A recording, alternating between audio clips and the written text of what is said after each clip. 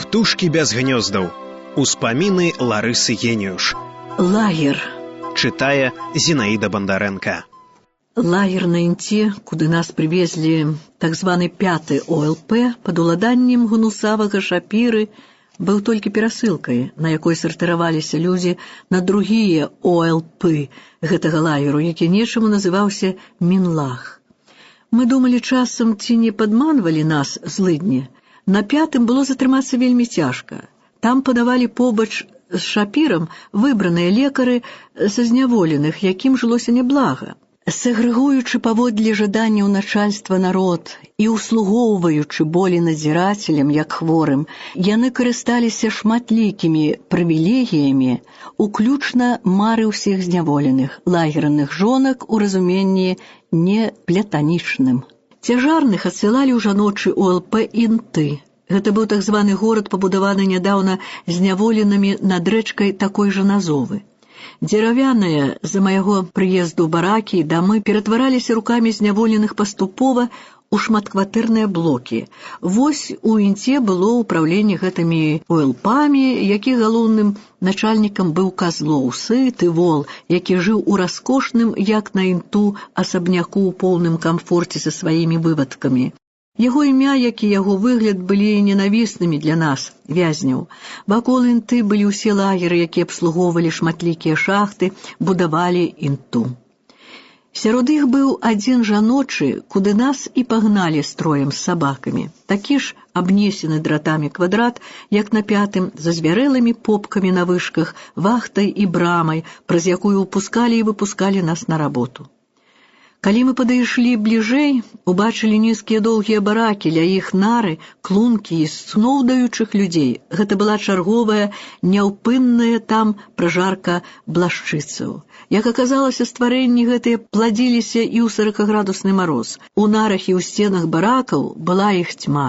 Паранне нараў было вечным, ненавісным для нас загадам пасля цяжкой працы за зонаю. Бальшавіцкія лагеры пабудаваныя так, што там не даюць людзям вольнай хвіліны, апрача пражарак ганяюць у капцёрку на праверкі, шмоны, суботнікі, нядзельнікі, у сталовую, у баню, па цукер, якога на 20 дзён давалі па шчопцях і па якім мы беглі ахвотна. Лустачка камякаватай пайкі, ледзь пасыпаная цукрам, была несказаным прысмакам нашага убогага меню. Пакуль нас шманалі каторы раз і правяралі дакументы, да нас падыходзілі белыя і чорныя людзі. Чорныя, маладыя дзяўчаты-рабацягі, якіх ужо вятры і сонца пад гэтым нізкім небам здолелі ператварыць на узбекаў. Мяне ўбачылі мае немкі з Вены, і пачаўся віскат. У мяне быў той рубель яшчэ з арла, і я дала ім яго як гасцінца. Здалі мы рэчы ў капцёрку, пагналі нас у баню, а пасля ў баракі. Назаўтра далі сукенкі з шэрага лінючага палатна, чаравікі з парусіны, бушлаты і панчохі цвета утренняй зары, у якіх мы хадзілі як буслы. Нам след было забыцца, што мы жанчыны, а памятаць толькі, што мы рукі для кіркі, рабочая сіла. Рабсіла, як нас называлі. Далі нас людкай у брыгаду Ілгі-Дзіндонс, где былі адны латышкі. Ілга была тупая, жудасная асоба, якая падлізвалася да начальства і ўсю работу, якая цяжэй, узвальвала на чужы элемент у брыгадзе на нас. Не прывыкшая да цяжкай фізычнай працы, аслабелая ў цюрме, я ледзь выжыла ў тае жудаснай Ілгі ў той першы час. На Олпе аказалася і Роза, баптыстка з львоўскай перасылкі. Я яе проста нечакана сустрэла, яна ішла ў маёй сукенцы. Роза запрасіла мяне ў свой прывілеяваны барак для швачак. Я была вельмі галодная і з радасці прыняла пачастунак Розы, хлеб з цукрам. Шапталіся мы паціху, бо Роза вельмі баялася свае начальніцы са зняволеных, але тая начальніца ўсё ж падышла да нас і пачала выпытваць, якой я нацыя і таму падобнае. Мае адказы яе насцярожылі, і калі я сказала, што я прытым з Прагі, яна пачала пытаць мяне, каго я там ведаю з беларусоў. Я пару асоб назвала, рэшту пачала называць яна. Тут-то я здзівілася, А калі я назвала сваё прозвішча, яна ледзь не кінулася на мяне з кулакамі, крычучы, як гэта я, паэтка, смела сюды трапіць, чаму я не схавалася дзе, не ўцякла. Аказалася, што латышка Люцыя Антонаўна Лепаціс, здаецца, была роджаная Клагіш, беларуска. Яна нават амаль год вучылася ў Празе, а яе брат дык там закончыў студыя. Цяпер яна тут загадчыцай гэтай майстэрні. Яна аракул для начальнікавых жонак, якіх абшывае лагерная бяздольная моладзь. Адзіная яна жыве не ў бараку, а ў асобным пакойчыку і мае асабістую слугу, старую фраву Буш, з якой разам і спяць і ядуць. Роза дрыжыць перад ёю. Усё гэта мне не падабалася, і зімою, і летам тыя савецкія дамы шылі выключна квяцістыя крэбдашынавыя сукенкі. А што, мелі грошы, дык шылі іх у вялікай колькасці. Дарма шукаў бы там ваўняны, адпаведны клімату касцюмчык ці сукенку. Усё было параднае, прэтэнцыянальна крыклівае. Кваліфікаваныя швачкі шылі добра. Малакваліфікаваная, але спрытнае ля начальства Люцыя Антонаўна умела жыць. Яна была адным з першых лагерных прыдуркаў, як называлі адміністрацыю лагера, са зняволеных. Гэта быў сталы кантынгент людзей, якія ніколі не хадзілі за зону, а толькі часам мяняліся прыдуркавымі сваімі месцамі, як начальнік сталовай, нарадчыцы, загадчыцы, лекаркі, медсёстры, пажарніцы і таму падобнае. Апошнімі ў гэтай іерархіі былі днявальныя, свінаркі і розныя прыбіральшчыцы ці шаўцы, але і гэтым пашанцавала, бо хадзіць кожны дзень за зону, як тады, без выхадных, без якіх-колек абагравалак у тундры у 40-градусны мароз, было амаль згубай. З беларусах на нашым ОЛП былі Мары Зарэцкая, жонка Міхася Зарэцкага, праўда, яна тады называлася Касянкова, Катя Грынкевіч. Таіса, прозвішча не памятаю, ды яшчэ пару асоб. Мы крыху збліжыліся з Таісай. Побач за які кіламетр быў мужчынскі першы ОЛП, там быў док, на які часам вадзілі брыгады і ад нас. Павялі туды аднойчы і нас. Лето холодное на поўначы, обманчивое, дык я надела яшчэ пад спаднічку паласатыя мужавыя нагавіцы ад піжама і завязала праскую хустачку, бо яшчэ форменных тады не было. Круціцца пас з таго доку, а мяне тая ілга паставіла адкідаць з пасай апілкі. Што ж, няцяжка павівае ветрык, я махаю лапатаю колькі трэба. Бачу, падыходзіць мужчына, невысокі, рыжаваты, знаёмы твар. Так гэты чалавек быў у нас у Празе. Чалавек збялеў, падбег да мяне і вырваў лапату. Я не магу бачыць у вашых руках лапаты, Ларыса Геніюш, закрычаў з нейкім болем. Нічога, кажу, я ўмею абыходзіцца і з ёю. І папрасіла лапату назад. Гэта быў Сямён Раманчук. Да канца работы ён ад нас з Таісаю не адыходзіў. Прывёў яшчэ Федзю Вялёнду і Пятра Рашэтніка, а калі сырэна прагула канец працоўнага дня, дык пайшоў за намі. Нас яшчэ не адводзілі, і мы сядзелі на бярвеннях і гутарылі. Асцярожна, але настойліва пытаўся Сямён, як я сюды трапіла. Ён смяртэльна спалохаўся, што дабравольна. Я ўсё коротка яму паясніла, тады ў яго вырваўся цяжкі ўздох і словы. Ах, каб я мог узяць сабе вашых 25 лет, а аддаць вам свае 5, што мне сядзець засталося. Кожны мае свой лёс, кажу. І мне мой срок, вам ваш. Божа, каб хоць вашую брыгаду закрапілі за докам, прастагнаў Сямён, каб я вас мог бачыць. Назаўтра нас павялі туды зноў. Сямён быў бледны, яму дрыжалі рукі. Проста прызнаўся, што ноччу меў тэмпературу 38. За ўвесь час цяжкіх лагерных мукаў не захварэў. А тут падбіла яго лапата ў маіх руках. Зноў пасля работы мы сядзелі на броўнах, ён расказваў, як уцякаў з вязніцы ў Менску, як зноў злапалі яго. Казаў аб бясплотным, цяжкім прабыванні ў бытавых лагерах з блатнымі, дзе не было магчымасці ніякай палітпрацы, што цяпер ён зробіць усё магчымае супраць ворагаў людскасці. Жаль вас, сказаў мне, Але калі вы ўжо сюды трапілі, дык памагайце, пішэце нам, бо задыхаемся з голаду роднага слова. Аб гэтым мяне не трэба было ўпрошваць. Назаўтра Сямён паведаміў мне, што яны гатовяць пабег. Я спалохалася і пытаюся, па што гэта? Для славы Беларусі, адказвае. А колькі працэнтаў за тое, што пабег падарыцца? 5, адказвае Сямён.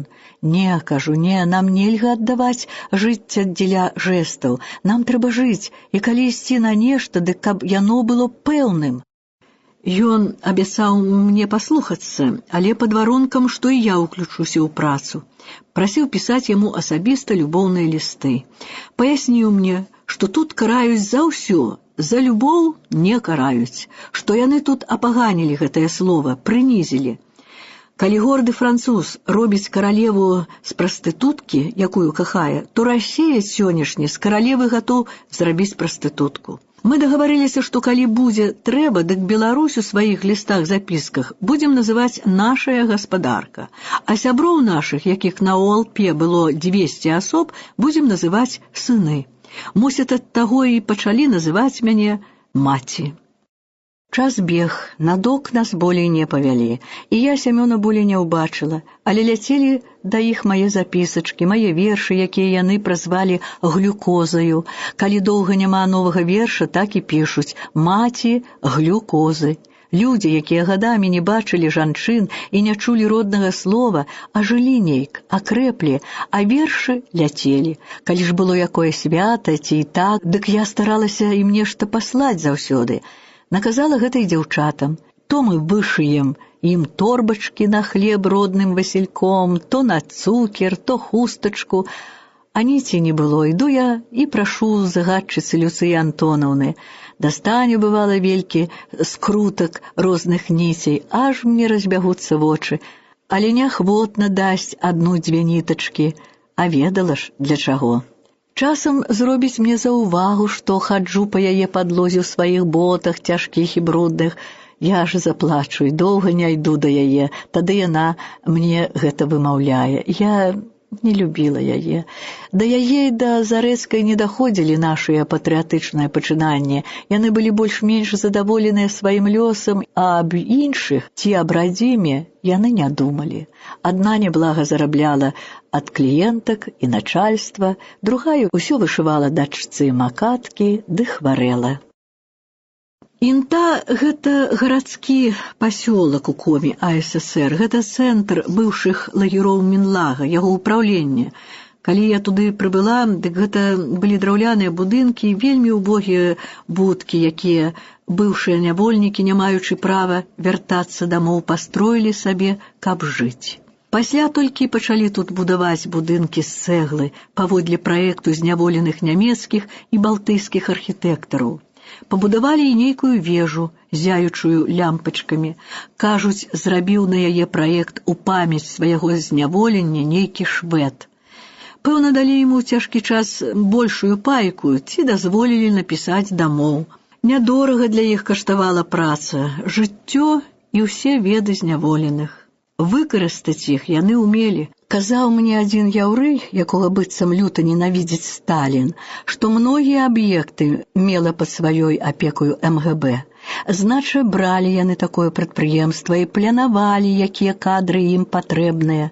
Паводле гэтага пляну рабілі свавольна арышты патрэбных ім людзей, ад вялікіх спецыялістаў пачынаючы. Як стымул выкарыстоўвалі толькі сыцейшую пайку і крыху лепшыя варункі існавання, і работа ішла.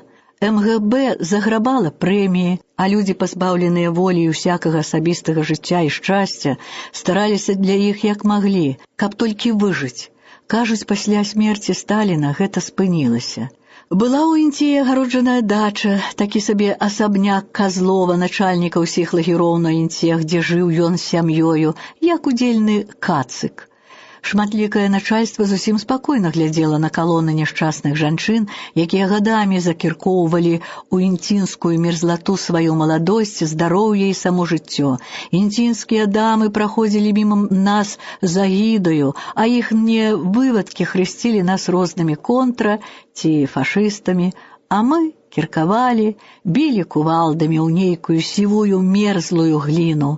Здавалася нам, што ад тых цяжэрных кувалдаў, калі двигаеш, варочаюцца кішкі ў жываце і абрываюцца ўсе селязёнкі. Як шэрыя страшныя камякі ў ватніх нагавіцах, старых валенках і бушлатах, мы, замарыўшыся, сядалі на снег, даставалі змерзлы кусок пайкі, калі хто яе здолеў не з'есці выходзячы, і грызлі. Святам якім мы бралі ў кішэнь крыху цукру і, пасыпаўшы ім камяк снегу, проста аблізваліся з насалоды. Дзяліліся на групкі, бо і ў нашай нешчаснай кампаніі было болей стукачоў, як добрых людзей. Вэрбоўка іх – гэта мэта жыцця, і гвоздь сістэмы ўсіх КГБ. Кажуць, і здаецца не без падставы, што на мяне працавала палову лагеру. Я ім была соллю ў вачох, нечым, чаго яны яшчэ не сустракалі. Без страху сама я дзейнічала гэтак жа на людзей, і горай таго, на мужчынскія лагеры. Выжыць – гэта для мяне было смешна. Важна было зняволеным вярнуць веру ў тое, што яны лепшыя людзі за гэтую набраць, якая душыла нас, загнаўшы ў снягі. Я была вельмі тактоўнай, чэснай, добрай, і таму я была для іх страшнай. Мне верылі і мяне слухалі. Амаль кожны ліст з волі быў прычынай да плачу. То прыбавілі срок, калі хто прасіў яго зменшыць, то адмаўляліся мужыкі ад жонак ці партыйныя бацькі ад дзяцей. Праўда, ніколі не адмаўляліся маці. Нават савецкія маці засталіся на вышыні і заслугоўваюць за гэта пашаны. Я ведала толькі адзін выпадак, калі маці начысто адраклася ад дачкі. Усе з горам прыходзілі да мяне. І ля маіх нараў утваралася проста чарга. Пасля мяне заперлі на верхнія нары і прыказалі не злазіць далоў. Жыццё нашае было няпэўным, нейкім вечна нервовым, насторожаным. Мала што шманалі нас, выводзячы за зону і зноў у яе пускаючы, што часам было падобна на гінекалагічны агляд на марозе, але перыядычна і звыш нормы шманалі нас у бараках, трэслі нары, пераварочвалі пасцелі, раскідалі рэчы, часам нападалі ўвечары на перапоўнены барак, заганялі ўсіх у адзін кут і пачыналі дзейнічаць. Суправаджалася гэта немаверным крыкам Кір'янава ці Прасветава і віскам знамянітай надзірацелькі Дусі, што надавала гэтай аперацыі характар дагістарычны. Забіралі, што папала, а калі трапляліся запісачкі ці малітоўныя абразкі і таму падобнае, дык бур ужо забяспечаны. Бур – гэта вязніца ў самым лагеры. Ізаляцыя, дзе даваліся вада, 200 грамаў хлеба ў суткі, на трэці дзень місачка баланды і рэшту па столькі ж хлеба на суткі. Пасля буру выходзілі п'яныя, а то і выносілі іх, вывалакалі. Так ледзь вярнулі да жыцця ўкраінскіх дзяўчат, якія на каляды пайшлі калядаваць па лагеры і праспявалі: «Спі, Ісусе, спі на сіне, дай Бог шчасця Украіне». Шчодры Казлоў узнагародзіў бедных 20 суткамі буру. Дзяўчаткі маглі каяцца, пляваць на рэлігію свае абычаі, але гэта былі ўкраінкі. Яны цярпелі ўпарта, пакуль іх амаль нежывых не вывалаклі з буру.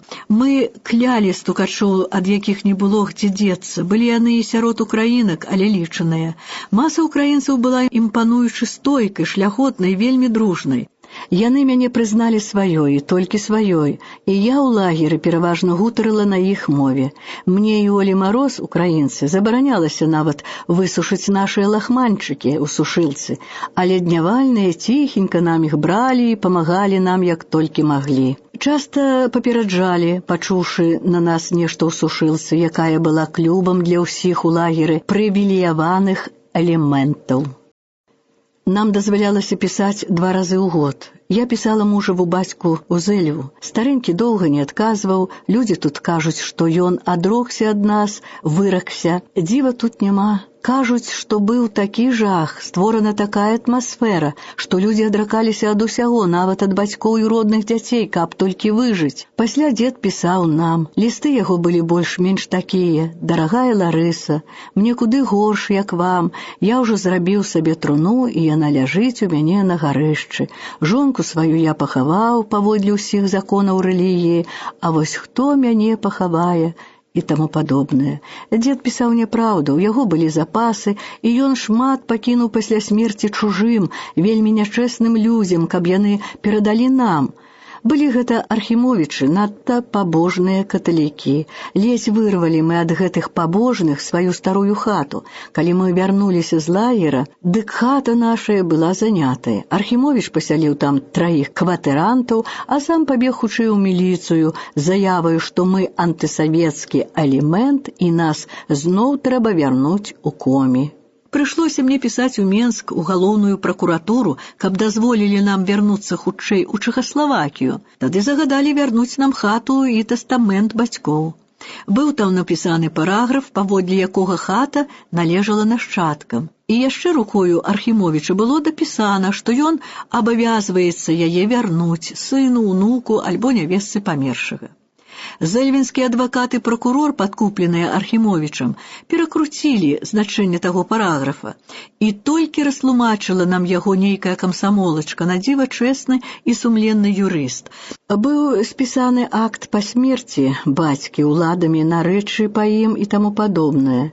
Гэта ўлады зажулілі, і мы маўчалі, бо вельмі дрыжэлі пасля лагероў. Так і выехаў той Архімовіч з сям'ёю ў Польшчу, адвозячы нашыя рэчы і крыўду. Праўда, быў яго сын Раман, і вось той Раман аднойчы прынёс нам пачку нашых сямейных старых здымкаў, за якія мы яму удзячныя і сянне. Страшны быў яго сын Пётр, і яшчэ страшнейшая дачка, наколькі пабожныя, настолькі нелюдзі, а мы нейк жылі.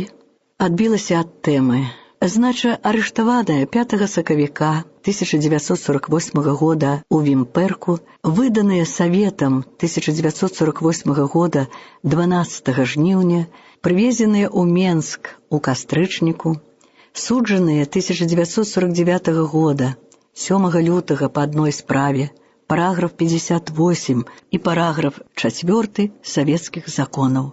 Першы гэта была групавая арганізацыя, а другі нешта накшталт, ведаючы, што на змену капіталізму мае прыйсці камунізм, усё ж трымаўся з буржуазіяй. Кляты той Коган сказаў мне, што ён мог на падставе гэтага параграфа асудзіць на 25 гадоў Чэрчыля, калі б той трапіў у яго рукі. Чэрчыля не любілі. І так, маючы разам з мужам паўстагоддзя маскоўскай кары, разарванай на 3 часткі сям'ёй, уліліся мы ў шэры, убогі натоўп далёкіх лагероў ледзяной поўначы. Муж быў на Варкуце, і я гэта ведала ад Элкі Маркман. Я была на Інце, і муж аб гэтым не ведаў. Коган мне прапанаваў на следстве развесціся з мужам і наагул пачаць пісаць па-расейску. Я яшчэ раз пашкадавала харошага чалавека, якому лёс назначыў быць маім мужам і які сапраўды цярпеў за мяне з-за свае дурноты веры ў сацыялізм. Муж і, галоўнае, сын. Боже мой, што было рабіць мне няшчаснай? Не, нельга было ісці на ніякія ўступкі. Мы ж, як ваякі, і народ наш, і зямля наша, і ўсе гуманныя здабыткі чалавецтва, і праўда, і Бог ад такога не адступаецца нават перад грозьбай смерці. Што ж пабачым, што прынясе час? Коган нейк казаў мне пасля даносаў Нэлкі Гардзей, што грузіны жывуць вельмі доўга, і Сталін добра трымаецца. Але я ведала, што гэты айцец народаў вытрымае ўсю малітву і ўсю хвалу ачумелых паэтаў і ўсякіх ідыётаў без розуму, але стогну мільёнаў ім загубленых не стрывае. І так лагер. Доўга цягнуцца ўпрогалась працоўныя дні за зонай у той клятай Ілгі-Дзін-Донс, і запамятала я гэтае прозвішча. Калі мне надта хацелася есці, ці было не вытрымаць цяжка, я малілася Богу. У краі гэтым нідзе не было і ніколі не было хрысціянскіх святыняў. Дарогу ў тундру пракладалі мы, але Бог ішоў за намі. І, як мне казала простая малдаваначка-манашенька Галя, ён ніколі не пакідае тых, якія яму моцна вераць, дык і хлеб нам дасць, і поўнач ацепліць, і пераменіць сэрцы ворагаў, абудзіць сумленне. Так, тое сумленне. Калі мы прыдумвалі кару ворагу за ўсё, што тут рабілася з мільёнамі людзей, дык мы прасілі Бога, каб абудзіў іх сумленне, і яны ясна сабе ўсведамілі, што чыняць з людзьмі. Гэта была б тады на іх пякельная кара, бо навошта асвенцімскія печы, калі ў мірны час спальвае мільёны маладых, найлепшых людзей мароз і голад. Тупеюць і звярэюць яны ад здзеку і нявольнай працы, на дзесяцігоддзі адарваныя ад сем'яў, ад сяброў і свету, марксізм у яўнай практыцы. Значы, мы ходзім на док, ужо другі дзень туды нас пасылаюць. Раманчук, сталы працаўнік доку, сустракае нас з разіскранымі вачыма, і калі канчаецца праца і зноў мы чакаем на канвоя на бярвеннях ля вахты, ён прыходзіць сябрам іх ведарам Вялёндай і Пётрам Рашэтнікам і кажа, што не захварэў ні разу за ўсё сваё пакутнае прабыванне ў лагерох, а вось сяння ноччу меў тэмпературу, і гэта яму выключна, што я тут апынулася ў гэтым пекле, і як я толькі магла так зрабіць. Ён пачаў асцярожна і са страхам выпытваць у мяне, як жа я тут апынулася. Беднаму відавочна здалося, што я сюды завітала проста па добрай волі, можа, захопленая самым мудрым і геніяльным усіх вякоў і народаў. Я расказала, як гэта з намі здарылася, і Раманчук уздыхнуў з палёгкаю. «Вельмі мне жаль, што вы тут», — сказаў ён, «але калі ўжо так здарылася, дык памагайце нам, Ларыса Геніюш, пішэце. Ах, каб я мог узяць на сябе ваш срок, а вам аддаць тых 5 гадоў, што мне засталося», — зноў застагнаў ён. Справа ў тым, што спачатку давалі максімум па 10 гадоў кары. Калі гэта не было ўжо смяротнае рашэнне, і чвэрць стагоддзя на чалавека, гэтыя нехрысты прыдумалі толькі пасля свае так званыя пабеды, каб паказаць народу не великадушнасць да ўсіх тых, якія здолелі перажыць гітлераўскую жудасць, а нешта яшчэ страшнейшае за гітлерызм. Бо і той вырадак роду людскога, пэўна, не змог бы такога чаўпсці з радасці, каб перамог. Тут здзеку не было граніцу, і кожнага нават зусім невінаватага чалавека распісвалі следавацелі паводле загаду з гары так, што ён сам сябе ледзь пазнаваў і за голову браўся з усяго гэтага. Болей я не ўбачыла ў жыцці Раманчука, гэтага нашага светлага героя, які ведаў адно толькі сваю радзіму і жыў толькі для яе і ёю. Нас болей на 4-й док не павялі. Пачалася перапіска. Тоненькія запісачкі насілі дзяўчаты, якія хадзілі на бліжэйшыя аб'екты. Насіць запіскі было небяспечна, жыць без іх было немагчыма зусім, і кожная з нас гэта разумела. Цярпелі дзяўчаты бур і голад, і гора, але спагадалі адна адной і памагалі. Мае запіскі насіла пераважна нейкая Жэня Врублевская з Варшавы. Была гэта маладая прыгожая дзяўчына-расейка. Мне яна не падабалася, бо не была дружнаю. І часта цвердзіла, што каб выжыць, дык кожны павінен глядзець толькі сябе і ісці напралом праз лагер, не звяртаючы ўвагі на рэшту зняволеных. Запіскі ад Раманчука былі палкія, цікавыя. Прага барацьбы і волі бурліла ў іх. Да гэтага прымешвалася праўда, стрыманая ў словах, але між радкамі гарачае і глыбокае пачуццё да мае асобы. Я гэтаму не дзіўлюся, такія былі абставіны. Раманчук першыя сваіх 5 лет зняволення адбыў у бытавых лагерох міжблатных жудаснага бандыцкага безыдэйнага і наагул выкаленага жыцця элементу. Таму, калі ён трапіў у лагер палітычных зняволеных, яму здавалася, што ён між хорошых людзей. О, наіўны, найгоршы бандыт не так страшны, як тыя сталінскія дзеці, якія, страціўшы ласку самага мудрага, не маюць іншых пачуццяў і інтарэсаў, як толькі вярнуць тую ласку любымі сродкамі. Раманчук пачаў дзейнічаць. Ён арганізоўваў пратэст і паўстанне ў лагеры супраць бяспраўя і здзеку, згрупоўваў людзей. Ведаю, што ён быў звязаны з нейкім палкоўнікам ці генералам расійскім Паўлавым і Баляславам Рудкоўскім, паляком, які пасля прадаў Раманчука. Здаецца, абодва яго прадалі. Паляк, звычайна нават у лагеры, нішчыў усе найменшыя праявы беларускай думкі, спакойна злучаючыся з ворагам, настолькі сільная была ў іх закаранелая прага каланізацыі Украіны і Беларусі. А пакуль што ляцелі нашыя гарачыя запіскі, асабліва вершы мае, мужныя і бадзёрыя, поўныя цярпення і змагання са злом. Мы жылі сябрамі. Калі было Пятра ці так чые імяніны, мы стараліся паслаць ім хоць драбнічку, торбачкі, вышытыя васількамі, на хлеб ці на цукер, хустачкі для носа ці паясочак да кніжкі. На гэта я парола сваю праскую гардэробу ці выпрошвала па нітачцы ад скупой і, як пасля выяснілася, здрадніцкай Люцыі Антонаўны Клагіш.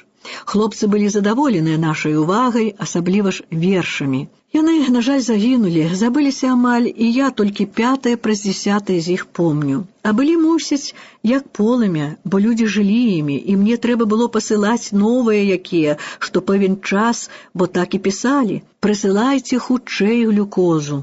І зноў ішла за драты душа мая, мая глюкоза, якою жылі зняволеныя мае браты. Што будзе заўтра? Не думалася, а жылося моментам, супольнай верай на лепшае.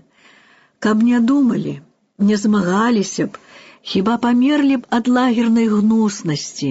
Змагацца значыла жыць. Першы ОЛП, той лагер, дзе быў Раманчук, быў супраць нашага жаночага лагеру. Заўсёды драты і вышкі іх у нас на вачох.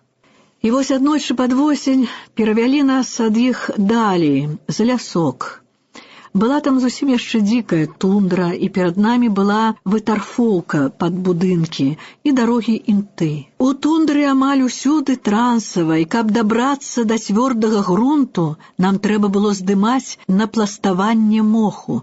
Пласт той быў часам у паўметра таўшчыні, а часам і ў 1,5. Зімой той мох змярзаўся сівай глінаю, і мы яго лупілі кіркамі, сякерамі і клятымі цяжэрнымі кувалдамі, на насілках валаклі на сабе, угінаючыся ў вялізныя кучы.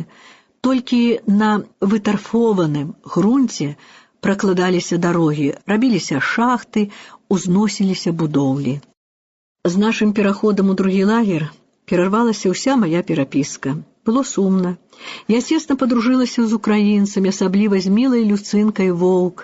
Разам мы елі і спалі, былі ў адной брыгадзе. Люцынка была чароўнай жанчынай, срок у яе быў надзіва малы, усяго 5 гадоў. Сядзела яна за тое, што муж яе быў у бандэраўскім падполлі. Яна ледзь выйшла за яго замуж, і ён пайшоў на змаганне. І вось Люцынка цяжарная. Тут за яе і ўзяліся. Где муж? Люцынку пасадзілі.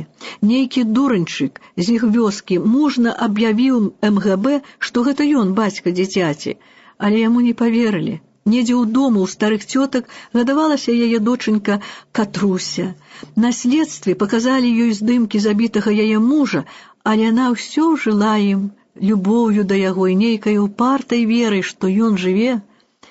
З інвалідаў дружыла з намі Каця Грынкевіч з Менску і крыху Марыя Зарэцкая. Былі яшчэ беларускі, але пераважна слабыя, нецікавыя тыпы, апрача адной Таісы, якой муж быў шаўцом, а яна сама, здаецца, настаўніцай. Таіса была разумнай і людскай жанчынай. Раманчука яна ведала асабіста. Аднойчы позняй восенню я нарэшце атрымала запіску. Мяне скаланула. Запіска на гэты раз была асабістая толькі для мяне. Не закраналіся там гаспадарка, Беларусь, ані нашыя дзеці, сябры. Проста пісаў Раманчук, што ўсе здрадзілі яго, прадалі, гарыць яму зямля пад нагамі, і што веру ён збярог толькі ў мяне адну. Я заплакала з бездапаможнасці нашай, з гора. Мне прыпомнілася, як падобныя словы казаў мне паміраючы дзядзька Захарка, ускладаючы на плечы мае жаночыя непамерныя абавязкі. Час ішоў, не было болей ніякіх спраў, ніякіх запісак. Хацелася верыць, што ўсё нейк уладзілася. Аж выклікалі мяне раз нейкія дамы-начальніцы. Прычынай размовы быццам былі мае драбніцы. Залаты абручальны перстень, залаты крыжык на такім жа ланцужку, які мне пераслаў з Англіі брат Алёша, калі выжыў з вайны адзін з нашай сям'і. Крыжык быў цудоўнай работы. Быў і звычайны гадзіннік на руку. Усё гэта мне забралі пры вобыску, і ўсё, безумоўна, прапала, так і не аддалі. Вось яны нечаму пыталіся ў мяне аб гэтых рэчах. Я ведала, што думаюць яны нешта іншае. Пачалі выпытваць у мяне, як да мяне адносяцца расейкі з лагеру і што я пра іх думаю. Я адказала, што як бы яны да мяне не адносіліся і што я не думала пра іх, я гэта ім усё роўна не скажу.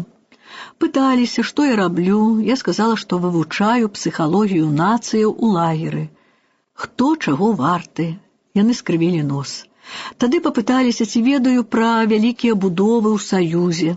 Я сказала, што іх трудящиеся праводзяць усё ж большасць свайго жыцця ў кватэрах убогіх, перапоўненых дзірах. Для іх вялікія будоўлі не маюць значэння, пакуль людзі жывуць, што жывёла. Як доўга я думаю сядзець у лагеры? А гэта ад мяне залежыць, проста калі мне захочацца перарваць гэту ніць жыцця. «А на што ў вас надзея?» – спыталі. «На северное сияние», – кажу. Проста, каб нешта адказаць ім. «Ну і спадзявайцеся на сваё северное сияние», – многазначна сказала адна з іх, упорна на мяне паглядзеўшы. Тут я зледзянела, нечаму нагадаўся мне Раманчук. Ад Люцыі Антонаўны я даведалася, што адна з жанчын у кароткім чорным кажушку, падобная на яўрэйку, называлася, здаецца, Гарбунова ці Гарбатова, быццам з Менску. Аб маіх дарагіх драбніцах я ўжо і не думала. Час ляцеў, наступіла суровая зіма, мяне пакінулі ў зоне разам з другімі арганізоўваць самадзейнасць у нашым лагеры. Я, не падумаўшы, засталася. У ініцыятыўную групу ўвайшлі Тамара Вераксо, кіеўская балерына, Кузняцова, жонка нейкага коміка з малога тэатра ў Маскве, Ларыса Донаці, артыстка з Горкага, маладая і вельмі прыгожая, ну і я. Мы разам усё абмяркоўвалі, ставілі адумысловыя канцэрты, где маею справаю быў канферанс і розныя тэксты песняў. Яшчэ я памагала рысаваць дэкарацыі, адзяваць у пачкі з марлі балерынаў і таму падобнае. Аднойчы зімою перад такім канцэртам паклікалі мяне ўкраінкі ў другі барак. Проста Люцынка з дзяўчатамі наварылі недзе ў качагарцы пшоннай кашы і клікалі мяне есці. Схаваўшыся, мы апляталі як найвышэйшы прысмак тую пяснюткую кашу і цешыліся ўзаемна сваім таварыствам. Як увайшла днявальная ад начальства нейкая зінка, сучка і стукач адмысловая, і паклікала мяне на вахту. Была яна злосная, як звер, і нешта буркнула наконт бунтаўшчыкоў у лагеры. У чым, думаю, тут загваздка? На вахце сядзелі нейкія начальнікі незнаёмыя і наш лагерны опер. Аб гэтым оперы я чула неблагое. Адна мая знаёмая некалі была ў яго днявальнай і сказала, што ён мяне цэніць і людзей наогул шкадуе. Але той цяпер выйшаў, і на яго месца прыйшоў нехта другі. Мяне заўсёды выклікалі 3 чалавекі. Чаму? Не ведаю. За столікам сядзеў ваенны, невысокі сіваваты чалавек. Пасля апавяшчэння, як звычайна, персаналіяў, ён паглядзеў на мяне нейк пранікліва і сказаў: «Гаварыце». Я маўчу, бо скуль магу ведаць, чаго нехрыст хоча. «Говорите или не говорите, смертного наказания вам не избежать». Моцна падкрэслівае «не гаварыць» і глядзіць на мяне ва ўпор. Скуль я ведаю гэтага чалавека? Скуль? Што за несуразнасць? Я яго ведаю са сну. Гэта ён мяне выцягваў з ямы ў сне, калі я ішла пустою тундраю ад адной царквы да другой. Я ўвалілася ў яму, з якой мне было не вылезці, і ён, гэта ён, той самы сіваваты чалавек з чорнымі бліскучымі вачыма, мяне выцягнуў з ямы за руку. Што за кашмар? Дык што вы маўчыце? Кажу, я не ведаю, чым справа, пытайцеся. Дык хто Паўлаў, хто Рудкоўскі, кажаце? А то скажаце ў вязніцы, у інце прымусім. Згінь ты, прападзі, думаю, нелюдь ты няшчасны. Кажу, не ведаю я таких людей. Говорите, смертного наказания вам не избежать, зноў гаворыць. Ах так, дык ведай, Катя. Забрали вы мне мою бацькаўшчыну, маяго сына і мужа, дык жыццё тут найменшая рэч. Чаго ж чакаеце? Без волі Божае волас не ўпадзе з мае галавы, і я вас не баюся. Крычу, быццам гэта не я гавару, і страху ніякага. Дык Паўлаў з вамі не па адной справе, не кажу. Такога не ведаю, дык ідзеце, рэшту скажаце ў інце. І ўсё. Я выкацілася з той вахты. Пачынаўся канцэрт, і мне было трэба адзяваць тых балярынаў. Іду я на тую сцэну, калені ўгінаюцца, але маўчу. Бачу, стаіць опер у зале, глядзіць на мяне, ледзь не крычыць з болю. Эстонка Эльвіра нясе мне папяросу, хоць ведаюць усе, што не куру, зроду. Няўжо ў мяне такі дурны выгляд? Мяне пачынае трэсці, я ўцякаю недзе ў кут і рабу, як жывёла. Мне сорамна, але сталася так. У лагеры ўжо ўсё ведаюць, і якім чынам? Што ж, забяруць мяне, але ў мяне ёсць вартасная рэч, гэта здымак, на якім муж, сын і я. Прыслаў мне яго ў адным сваім жудасным лісце мужаў бацька. Яго трэба захаваць, мне ўжо не выйсці. Бедны дарагі Сямён, якая ж трагедыя. Назаўтра панеслі мілыя ўкраінкі здымак, каб перадаць яго беларусам у мужчынскія лагеры. Я чакала, калі мяне возьмуць на тыя мучэнні ў інту. Мяне ўсё не бралі. Я сохла, маўчала. Аднойчы прыйшла да мяне лагерная парыкмахерша, мінчанка Дзіна, і сказала, што яе брыўся палкоўнік усяго інцінскага МГБ і пытаўся, ці яна мяне ведае, хто я паводле яе. Дзінка сказала, што я старэйшая, вельмі тактоўная і спакойная жанчына. Ён сказаў ёй, што гэта самая небяспечная птушка ва ўсім лагеры, якой ён прыгразіў сухарыкамі, вязніцай, і радзіць ёй прыціхнуць. Як аказалася, гэта быў той тып, што мяне выклікаў. Так мяне і не забралі.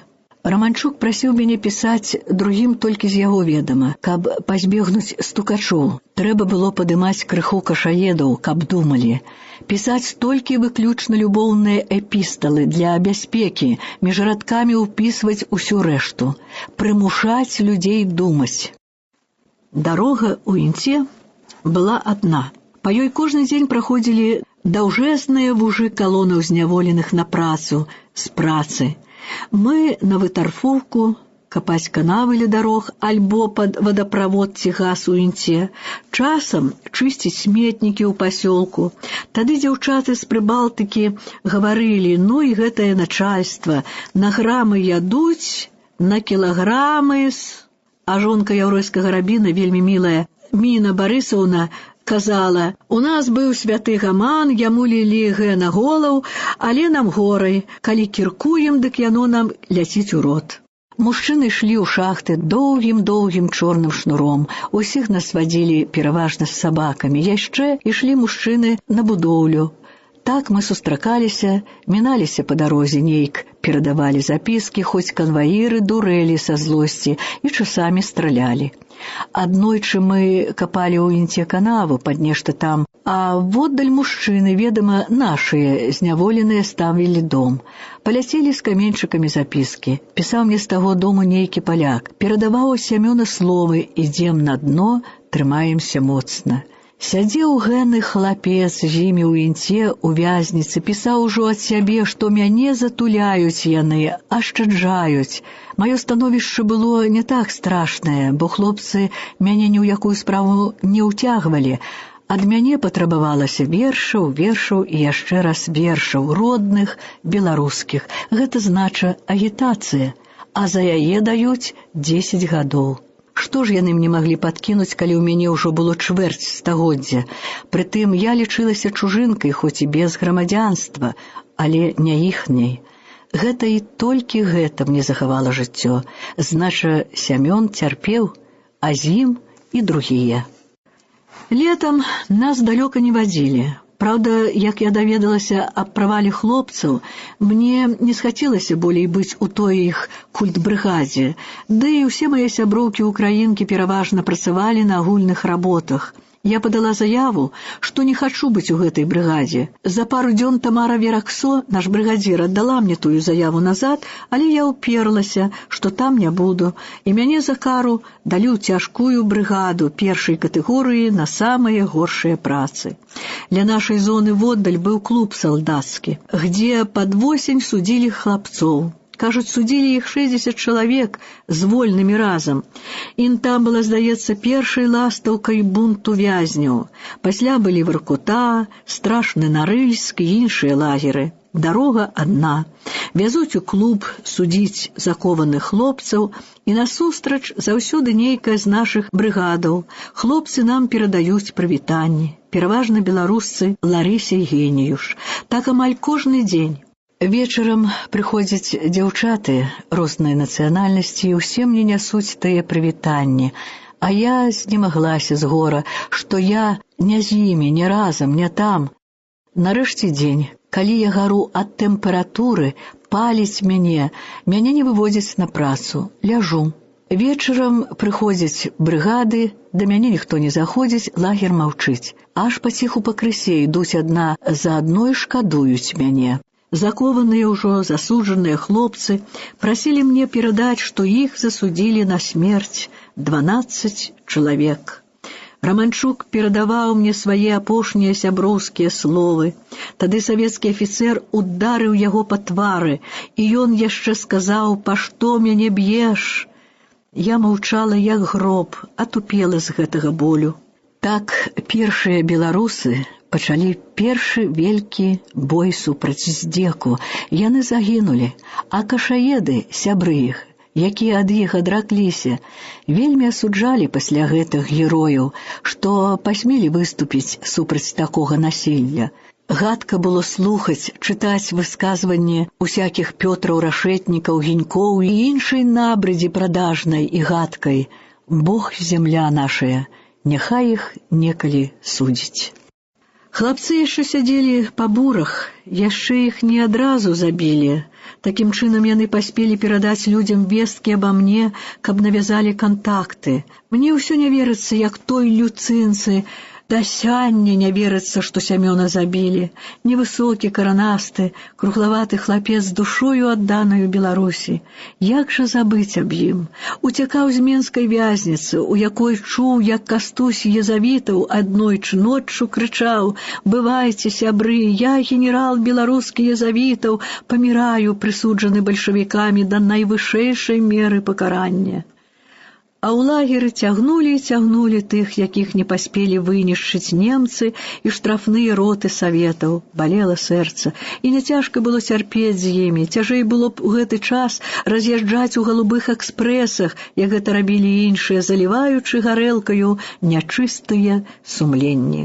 Доўга пасля гэтага суду цікавіліся мною канваіры, стараліся запыніць, зачапіць мяне словам, ці я з чэх. Адзін часта падыходзіў да нашай брыгады на працы і казаў мне, што я — гэта розум. Другі прасіў напісаць яму верш аб зняволенай дзяўчыне нашай, якую ён кахае і якой ніколі не можа ўзяць за жонку. Памятаю пару слоў з гэтага верша. «Догорают грустно огоньки костра, летят мои мысли с темно-синим дымом. Ты мне как невеста, ты мне как сестра. Почему не можешь быть женой любимой?» Мае вершы, дарэчы, казалі мне пасля, усе нехта перадаў чэкістам, але, відно, і сярод іх былі людзі, якія чыталі іх нездарма, як гэтыя канваіры. І так справа Раманчука, гэты суд.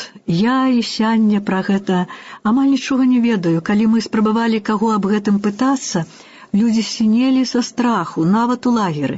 Хведар Вялёнда, якому да 10 гадоў кары прыдалі яшчэ 15, выжыў, казалі, і жыве цяпер недзе ў раёне Баранавіч. Казалі, што моцна п'е.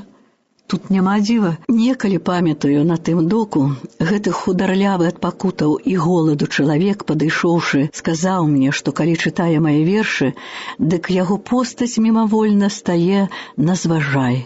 Гаварылі, што ўсіх разам было 60 чалавек, і з жанчынаў я адна. Мяне ўсё ж затуліў, засланіў нехта. Казалі мне, што мяне ўжо далі б у лагерную псіхбольніцу, каб толькі выратаваць на выпадак суду, але мяне не судзілі. Мне сказалі, што хлопцаў расстралялі на інце, а пасля адкопвалі, каб ім павырываць залатыя зубы. Гэта расказалі мне яшчэ у лагеры. Яшчэ казалі, што я наймацней трымалася на допыце. Гэта тады ў гутарцы з тым палкоўнікам. Усё гэта некалі, некаму яшчэ належаць даследаваць, каб ведалі людзі. А годы ішлі, зіма, лета, аднолькавыя да тупення годы. Інта была цэнтрам так званага Мінлагу. Вакол яе былі так званыя ОЛП, першы, другі, трэці, чацвёрты і гэтак далей. Адзін з іх быў наш, жаночы. Стаялі і адкрываліся новыя шахты, разбудоўвалася інта. Відавочна, не адна змена зэкаў загінула на інце. Магільнік быў разлеглы. Пэўна, карчаваліся і пілавалі першабытны лес, бо пні па ім засталіся вялікія, аб'ёмістыя, і нам не раз давялося іх карчаваць пад калгаснае поле. Божы, там быў калгас. Пасвіліся каровы, раслі ранняя капуста, турнепс і рэдзенькая вадзяная на смак невялічкая бульба. Пры нас тут не было ўжо магутнага лесу на ўзгорках, толькі навокал тундра, трансава, а где вышэй, дык бярозкі і яліны з моцна абсцёбанымі ветрам вярхамі. Хадзілі мы на свае рабочыя аб'екты з сабакамі найчасцей. Насілі вяроўку і калкі, якія забівалі ў зямлю, нацягалі на іх вяроўку і там працавалі. Найцяжэйшыя былі працы для нас, каму кары было 25 гадоў. Бывала, кіркавалі па 14 гадзін у тундры без ніякага вогнішча, у найлюцейшы мароз, без ніякай абагравалкі, такія пачалі заводзіць толькі пасля смерці Сталіна. Доўгі час працавалі без выхадных. Канвой быў розны, большасць нялюдскі, але з часам дзяўчаткі іх перавыхоўвалі, і на далёкіх аб'ектах работы можна было з імі вытрымаць. Нават спявалі пад савецкі гімн. Саюз нерушымы ЗК і канвою сплаціла на дальніх аб'ектах інта і гэтак далей. Найгоршыя былі канваіры з новабранцаў. Ідуць інтою такія недараслі. Плачуць на іх, гледзячы нашыя жанчыны, у якіх дома сыны, махаюць ім рукою шэрым, былі як апранутым з волі. Але вось іх апранаюць па-ваеннаму, муштруюць і так ужо перавыхаваюць у камуністычным духу, што яны з абыякавых хлопцаў становяцца нелюдзямі, катамі, вяротнымі гітлерамі на нас. Чаго толькі не чаўпуць, які рэжым, а правакацыі. Выводзячы на работу, безумоўна, кожны доўга паўтарае нешта. Шаг вправо, шаг влево, считаю побег, и стреляю без предупреждения. Часто, калі хоча канвой на некім помсціць, дык крычыць «выйдзе са строя».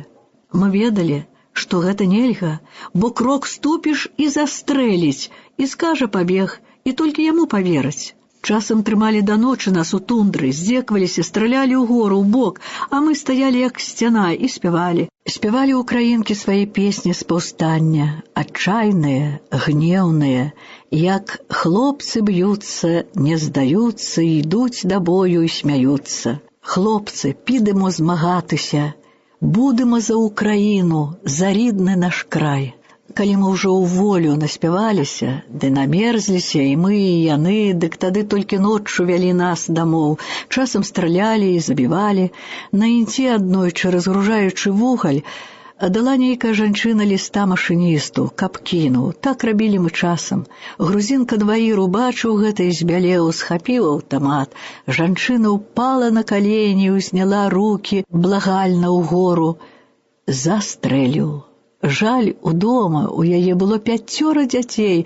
Нелюдзь дастаў нагароду і 2 месяцы водпуску ў сваю Грузію, якая, як бачна, дала сябе беднай Расіі, не толькі Сталіна. Што ж, зямля наша шырака і абільна. Але час ішоў, і нашыя дзяўчаты памаленьку пераўвыхоўвалі нават канваіраў. Убачыць правяраючага, папярэдзіць, выясніць усю хлусню, якую вывучылі, каб нас нішчыць.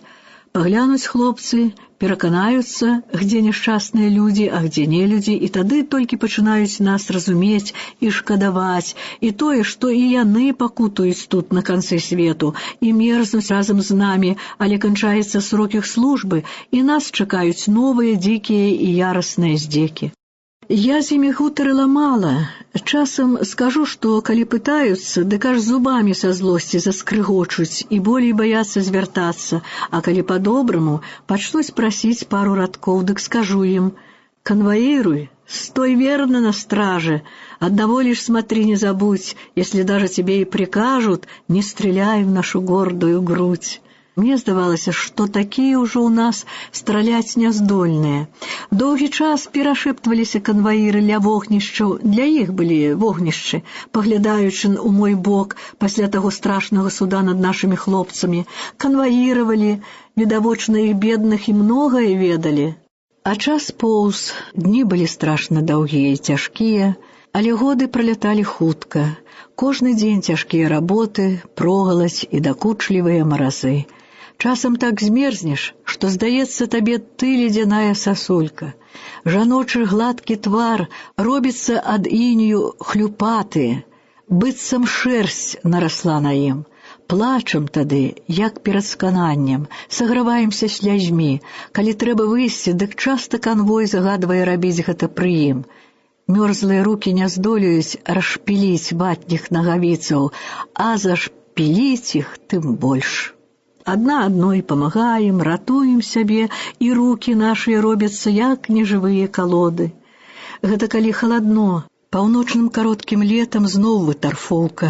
Карчоўка пнёў ці гоняць нас на рэчку Інту, где баграмі выцягваем сплаўлены лес, альбо заганяюць нас у ваду, і так мы часамі па шыі ў ледзяной вадзе папіхаем наперад нагрувашчаны лес, кіламетрамі ідучы па вадзе.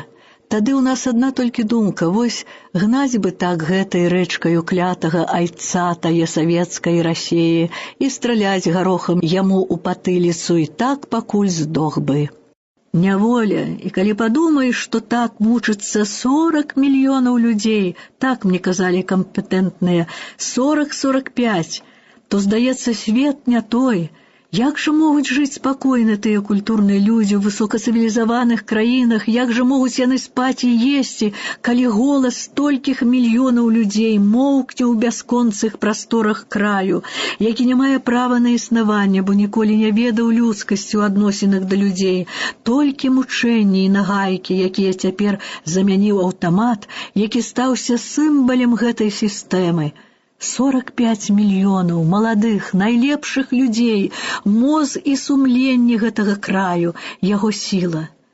Калі ўзяць усю колькасць насельніцтва СССР і адкінуць якіх 100 мільёнаў усякіх нацменаў, якія лагероў, як правіла, не засялялі, то значыць, што гэта з Украіны, з Беларусі, з Прыбалтыкі і з самой Расіі столькі найлепшых сілаў. А што засталося? У лагерах армія вышкаленая, прытым і камандны састаў, але ўсё маўчыць, ніхто яе не падымае, яна чэзне, раскладаецца, гібне і ратуецца тым, што як некалі падае на жывот перад Джынгісханам і безапеляцыйна прымае ўсе яго несуразнасці. Няма святасцяў, ёсць адно суцэльная хлусня, і ў гэтым трэба трэніравацца, хто гэта можа. Шмат што тут нагадвае змрочныя часы і парадкі Джынгіс-хана. Тут прызнаюць толькі рамесленнікаў, лекараў, тых, хто можа працаваць на гэты гаршен де фольк, як казалі немцы. Іншыя могуць гінуць. Важны той, хто з 30-го года, былі 50-е гады. Яго яшчэ хваляць, даюць большую пайку, пакуль глуміць кіркой мерзлату, а калі заняможа, на звалку. Страх з думкі, сляпая паслухмянасць, сляпой тыраніі, а не дык голаў далоў. Боже мой, ты з дзяцінства ўліў у маю душу літасць, праўду і пачуццё справядлівасці, даў сумленне і розум. Як жа я, чалавек, які ведае законы чалавечыя і Божыя, магу згадзіцца з Джынгіс-ханамі пасля Масарыка, Абрагама Лінкальна, Талстога, Рабіндраната Тагора? Не, я чалавек, где б мяне не закінулі, і ў гэтым мне памажы, Божа. Я прыпадала душой да ўкраінскай стыхіі простых дзяўчат і жанчын, якіх адарвалі жыўцом ад зямлі і іх сем'яў. Яны былі шчырыя, стойкія, чыстыя, як вада карпатскіх крыніцаў, і гэтым непаканана сільныя. Яны не стараліся зразумець, разгадаць, гаварыць з ворагам. Яны яго раз пазналі і раз назаўсёды адкінулі як нешта супрацьжыццёвае, агіднае і згубнае для жыцця і людскасці. Смяяцца з такога не было ахвоты, згадзіцца з гэткім ніколі.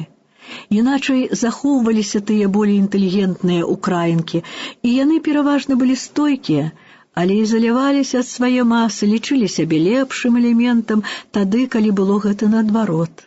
Мяне любілі адныя і другія, ды ўрэшце мяне, здаецца, любілі ўсе, калі ўжо не навонак, то ў сэрцы. Я гэта адчувала. Нават тыя, якія губілі мяне і на мяне даносілі, а іх было болей, як можна было падумаць. Даносіць на мяне цяжка, я і сама скажу тое, што думаю кожнаму ў вочы, а слова сапраўды жывая рэч. Прыклад дзейнічае яшчэ болей. У лагеры кожны адкрываецца, само жыццё паказвае нутро чалавека. Тут чалавек адкрытая кніжка, адзін другога ведае наскрозь. А людзі ёсць людзі, яны як расліны цягнуцца да сонейка, да лепшага, да праўды. Вякі хрысціянства стварылі душу людзям, і яна прагне свету, і адкідае ўсю агіду сярэднявечча, з якім усе амаль сустрэліся ў час допытаў, ну і цяпер. Прад намі гады мукаў, ніякага спадзявання на збаўленне, а людзі ўсё ж хочуць застацца людзьмі. Беларусак у параўнанні з украінкамі было ў нас на ОЛП няшмат, апрача Таісы, думаю, усіх іх запалохалі і купілі. Трымаліся яны са мною, але ніводнай з іх нельга было верыць. Я загадала ім пісаць сябрам і адказваць на іх запіскі, а хлопцам апекавацца выбранымі. Многія з такіх параў пасля пажаніліся. Гэта было з мэтай, каб не забываліся родныя мовы і адчувалі нейкія абавязкі адносна сваіх і цеплыню на поўначы. Эксперымент вельмі асведчыўся. Усе лісты мы сабе чыталі калектыўна і часта калектыўна на іх адказвалі. Гэта рабіла з нас адну сям'ю. Вельмі многа хто пісаў мне. Часам гэта былі запіскі поўныя пачуцця, і мы тады хахаталі. Адказвалі, каб падтрымоўваць, не раніць. Галоўнае вытрымаць, усё перажыць.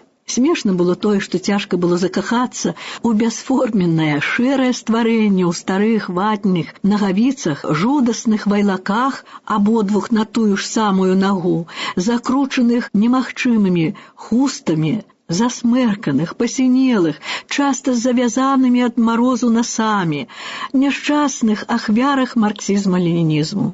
Але ва ўяве нашых сяброў мы былі анёламі, мучаніцамі крыху. Мы бедавалі, што цяжэнька ім у шахтах, а яны, што мы на адкрытым лютым марозе па 10 гадзін. У шахтах хоць затульней. Правіла было не выводзіць людзей, калі тэмпература ніжэй 40 градусаў, але нас выводзілі, і тады хоць сканай у адкрытай тундры. Пасля пачалася правакацыя. Калі ўбачылі арганізаванасць беларусаў, супраць мяне настроілі цэлы батальён стукачоў і правакатараў. Дайшло да таго, што я пачала атрымоўваць запіскі пад уплывам нейкага гінька, што беларусам не патрэбныя арыстакраты, памешчыкі, як я і таму падобнае. Асабліва пазбівалі нашу, як мы казалі, беларускую сям'ю, нейкі обер-стукач Шапавал, Канвега, Васіль Супрун, які быў пастаўлены да нас як правакатар. Ён належаў да арганізацыі «Чайка». Была гэта арганізацыя моладзі на Аслонівшчыне. Супрун, як пасля я даведалася, здрадзіў яе ўжо на следстве. Было іх 20 асоб, здаецца, хацелі беларускай мовы ў школах. Загналі іх нават 16-летніх да белых мядзведзяў. Кажуць, што на следстве яны трымаліся выдатна, здзіўлялі стойкасцю і патрыятызмам. Усе мы былі для саветаў нявольнай, ненавіснай масаю. Працаваў хто з немцамі, ці толькі ў Бога верыў, ці толькі хацеў гаварыць народнай мове, ці з дуру расказаў страшны сон пра Сталіна. Усе разглядаліся аднолькава, за выняткам тых, незалежна ад іх віны, якія верай і праўдаю кляліся ў вернасці бацьку Сталіну і ў лютай нянавісці да ўсяго нашага свету. Такія былі пераважна лагернымі прыдуркамі, і іх рукамі часта нас нямала мучылі. Прыдуркамі, безумоўна, былі пераважна расейкі, але здараліся і іншыя. Была такая фінка, гадкая дзеўка, Ліля Бірклан. Аднойчы нешта завялі ў лагеры новае. Узялі многа дзяўчат, 25-летніцаў, і далі іх у асобны барак пад яшчэ стражэйшы надзор, у такі штрафбарак. Іх вадзілі асобна на самыя цяжкія працы, закрывалі і ўдзень, і на ноч, і на агул чаўплі, што хацелі. Мяне не забралі. У час гэтых цяжкіх работ найболей над імі здзеквалася менавіта тая клятая фінка. Штрафбарак нарэшце распусцілі, было ўжо пад весну. Дзяўчаты столькі нацярпеліся ад прыдуркаў, што пастанавілі ахвяраваць сабою і хоць адной адпомсціць. Згаварыліся яны яшчэ ў штрафбараку, тоўчаным шклом сыпнуць у вочы Бірклан. Як гэта рабілі блатныя, каб болей гадзіна не бачыла свету. У кожнай важнейшай справе амаль усе радзіліся са мною. Вось і явілася дэлегацыя.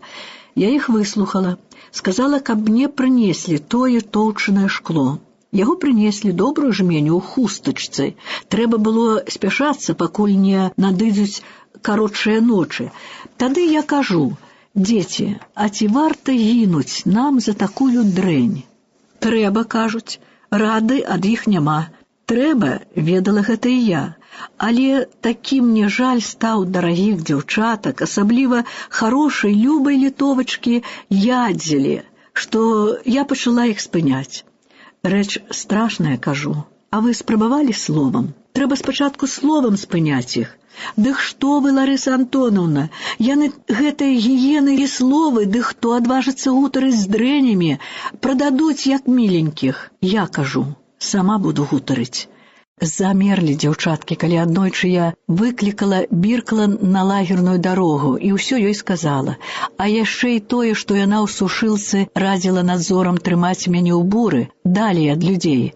Бірклан збялела, яна клялася і бажылася, што не вінаватая. Я ёй парадзіла не трымаць дзяўчат ля кіркі, калі сам канвой іх здымае, не даваць ім звярыных нормаў, не даносіць, іначай будзе тое, што мела стацца цяпер. Мяне яна не ўдала і год. Гадзіна была як чалавек, але пасля ізноў за сваё ўзялася.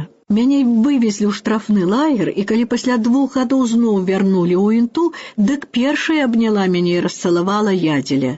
У інце ўжо пакрысе пускалі на волю людзей, і яна, стройная, высокая, мілая, сказала мне: «Як вам дзякую, што вы не дапусцілі, каб я чалавеку высмаліла вочы. Як я тады змагла б глядзець у вочы сваяму дзіцятку, якое, можа, некалі Бог мне дасць, где яна сянне, гэта моя Шатрыя». Такі быў яе псеўдонім. Літоўцы нейк асабліва добра да мяне адносіліся. Часам, калі ляжала моя торбачка з кусочкам хлеба, яны падкрадаліся і між хлеба клалі кусочак лашанюка з сала па-іхняму. І я толькі заўважала гэта на рабоце. Мне тады хацелася плакаць. Дни минали тревожные, безнадейно прыгнечаныя. Начальство придумывало штораз то новыя, вышуканыя методы маральнага здзеку. Нарэшце начапілі нам на плечы нумары, чорныя цифры на белай ганучы. Мой нумар быў 0287. Калі быў крыху лепшы канвой, а пачыналася пурга, нельга было працаваць, і заранне яшчэ было вясці нас у зону. Дык мы рознае придумывалі, а калі перамерзлі, як тыя дзікары, барукаліся, качаліся па снезе. Зусім не дзіўлюся, калі глядзелі на нас, як на дурняў. А часам чапляліся, каб я гаварыла ім нейкую імправізацыю. І так аднойчы аб намярох я сказала вершык на кожны номер. На свой яшчэ памятаю сяння. Не на груди, как всегда, ношу монограмму года. Она как таинственный шифр, монограмма моя из цифр, как источник страдальческих тем, номер 0287. Много было придумано розных эпіграм, яны забыліся амаль, мы былі рабамі. І гэта груба, па-пралетарску дзейк здзекліва давалі нам заўсёды адчуць. Тады я ім казала, если человек с умом, а притом и сердцем, ему легче быть рабом, чем рабовладельцем. З намі хадзіла часам на работу полька пані Тэрэса. Звычайна яна была вечным прыдуркам і з начальствам знаходзіла супольную мову, але часам з нейкіх меркаванняў выводзілі і яе. Была гэта даволі сімпатычная, інтэлігентная жанчына, некалі, відно, даволі прыгожая, бо ўсё бедавала, што цяпер за ёю нікт, пэўно, шаліць не бэндзе. Аднойчы, калі мы кіркавалі асабліва брудныя сметнікі ля начальнікавых кватэраў, яна вельмі міла папрасіла мяне аб вершы. Ну, я ўжо ёй сказала яго на яе мове. Ленк меў пшеніка, гdy widzę śmietniki, co rąk zmęczonych czekają poety. Rozpacz ogarnie, gdy widzę tą psiarnię, co mnie на śmietnik prowadzi z bagnetem. Беларускіх вершаў не пішу тут, бо частачка з іх усё ж захавалася не толькі ў памяці. Я была лагернай энцыклапедыяй, і да мяне часта звярталіся ў спорах. Стаімо раз шэрай ад свежага снегу прамоклай грамадкай пад сцяною нейкага інцінскага палаца. Прад намі праходзяць інцінскія жыхаркі, едуць студабекеры. Дзяўчаты з Прыбалтыкі і украінкі пачынаюць крытыкаваць іх уборы, негустоўныя, прэтэнцыяльныя ў гэтым нелюдскім клімаце. Расейкі тут і сцяліся з імі, што ў іх лепш, як у Еўропе. І машыны? Пытаюцца украінкі. Да, і машыны. Та, пані Ларису, скажите ви, є у їх марки своїх машинів? Кажу, є. Тут мої дівчатки скислі. А я кажу їх марка. Яка? А чорний ворон, кажу. Ну і пачаўся хохот. Нейкі начальнік лагеру палякоў гад згадаў, забараніў нам хадзіць па лагернай дарозе, дзе маршыраваў звычайна сам з надзірацелькамі, а нам заставалася толькі дарога ля раду уборных, якія адчайныя літоўкі на дзяржаўныя святы ніколі не забываліся ўпрыгожыць дзяржаўнаю зоркаю. Усе былі прыніжаныя, вельмі абураныя, пакуль я не растлумачыла ім ясна, што на нашай дарозе смярдзіць уборнай, а на той другой жа смярдзіць начальствам. Дык што горай? Усе згадзіліся, што лепей уборныя. Ідзем пяцёрачным строем інтою і бачым плакат. Містер Чэрчыль, капіталіст, трымае запаленую галавешку, а над ім рука рабочага з нейкаю жалезінай, але так, што гэтая рука зусім над галавешкай. Мілая латышка Лайма Крэтуліс, якая дзень у дзень ішла са мною строем 2 гады, глядзіць на мяне і шэпча. Глядзіце, як жа ён утрымае сваю жалезяку, калі гэта яму яўна добра прыпякае. Дзелімся зараз з пасцярогаю з другімі. Лайма была цудоўная, высокая, стройная, вельмі чэсная. Была ў яе хворая сяброўка, а наступала вясна, было вельмі мокра. У Лаймінай сяброўкі, як ува ўсіх, брезентовыя чаравікі, якія днём поўныя вады, а пад вечар на лёд змярзаюцца разам з нагамі. Прыходзіць раз Лайма і просіць адпушчэння грахоў. У нейкага прыдурка ўкрала чаравікі ў далёкім бараку. Жаль хворай Мільды. Пільна мне ўзіраецца ў вочы, кажу: «Маладзец, добра зрабіла. Тая дрэнь дастане і іншая, а вось Мільдзе будзе цяплей». Калі нам з ёю давалі норму, дык часта мы сварыліся. У Лаймы быў туберкулёз, і я яе ашчаджала. Я была многа старэйшая, і яна ашчаджала мяне. Аднойчы загадалі нам адкідаць снег. Ніколі ў жыцці я не бачыла столькі снегу разам, проста горы. Кідаем яго, кідаем, я слабею. Лайма гэта бачыць і просіць мяне, каб я адпачыла. Я не магу кінуць яе адну. Яна просіць мяне доўга, нарэшце з дзікай злосцю кідаецца на мяне, коціць мяне на зямлю і сілай вырывае лапату. Тады стаіць і поўныя вочы адчаю. Хорошая Лайма. Мае нервы напружаныя, мне не даюць спакою. Бывае, ноччу прыходзіць якіх 6 надзоркаў са знамянітым азвярэлым Прасветавым. Спімо, мяне ж сцягваюць з нараў. Прасветаў залазіць з нагамі на мой убогі сяннік без простані і пачынае трасці і вытрасаць усю маю лахманную маёмасць. Выкідае нават стружкі з падушкі, на якой сплю гады, бы мярцвяк. Забіраюць мне звычайна кожны кусочак паперы, агрызачак алавіка. Вядуць мяне ў бур. Там гаспадарыць адзін людскі чалавек, нейкі Кабылін. Ён не прымае мяне без віны, без загаду опера. Мяне водзяць так амаль да раніцы. Вяртаюся, уся дрыжу, але дзяжурыць украінка ў бараку, з ёю сядзіць нейкая другая. У іх поўныя вочы жалю, боль выпісаны на чыстых абліччах. Выдержыць, пані Ларысачко, просімо выдержыць. Мне лепей, людскія словы часам так неабходныя. Да раніцы ўсё ж калоціць мяне, а раніцай на работу. Аб працэсе далей не гавораць, часам шэпчуць. Жэня Врублеўская расказвае, як яе выклікалі. Пыталіся, што я пісала, што пасылала на першы ОЛП. Яна сказала, што хустачкі, торбачкі, любоўныя запіскі і болей нічога. Яе цягаюць, яна ўсё цвердзіць тое самае, бо што ж інакшага магла сказаць? Які ж быў разумны Сямён? За любоў не судзяць. Яна расказвала, як аднойчы на доку зайшла ў нейкую мужчынскую сушылку. Яна была медсястра на аб'екце. Там ляжаў той Паўлаў.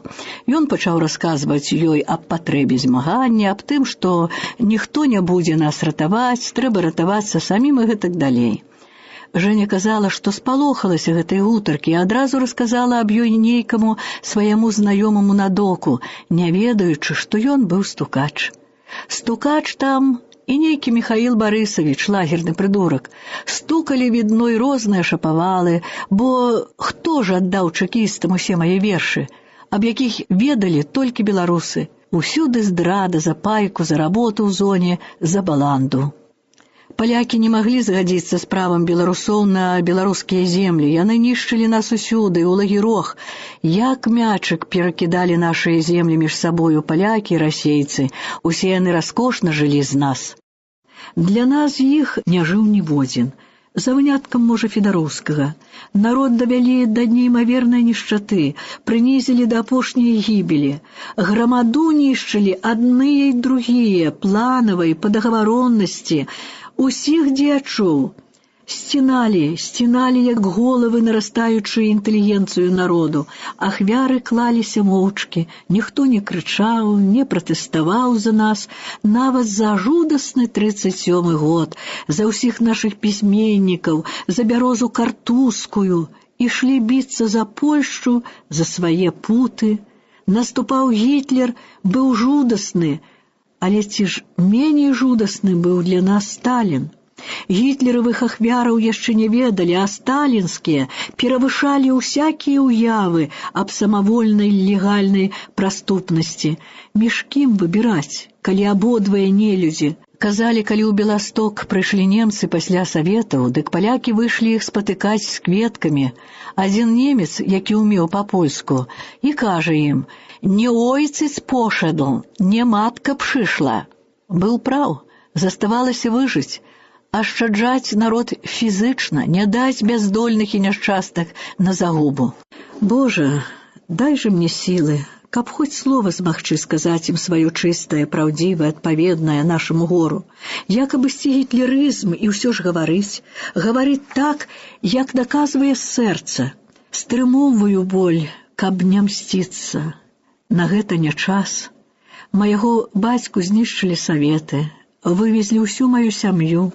Пасля даведваюся, што ўсе мае 3 браты на фронце. Боже мой, якая ж іронія, як жа дарам пальецца нашая кроў, нас проста аберуч вынішчаць. Спачатку брат Расціслаў памагае партызанам, бо шкадуе сваіх людзей. Яны яго слухаюць, і ён ім радзіць, каб хоць захаваць свае сёлы. А ці сёлы яго захавалі, ці ўспомнілі? Пасля кінулі ў яго каменем, як у сваю родную мову, свае правы, у цвярозы розум. Выйгралі не героі, а хітрыя тыя, якія ўмелі пляваць на сваё і лізаць пяты фюрэру. Які выйграў? Нават аддалі карэнную сваю Беластотчыну, падзялілі наш адзіны скарб, Белавежскую пушчу, разам з жывымі братамі, разарвалі яе напалову. Гэта за партызаншчыну? Што вы думалі, партызаны? Ці вы наогул не ўмелі думаць? Героі думаюць аб народзе і аб дзяржаве, халуі толькі аб собскай выгадзе.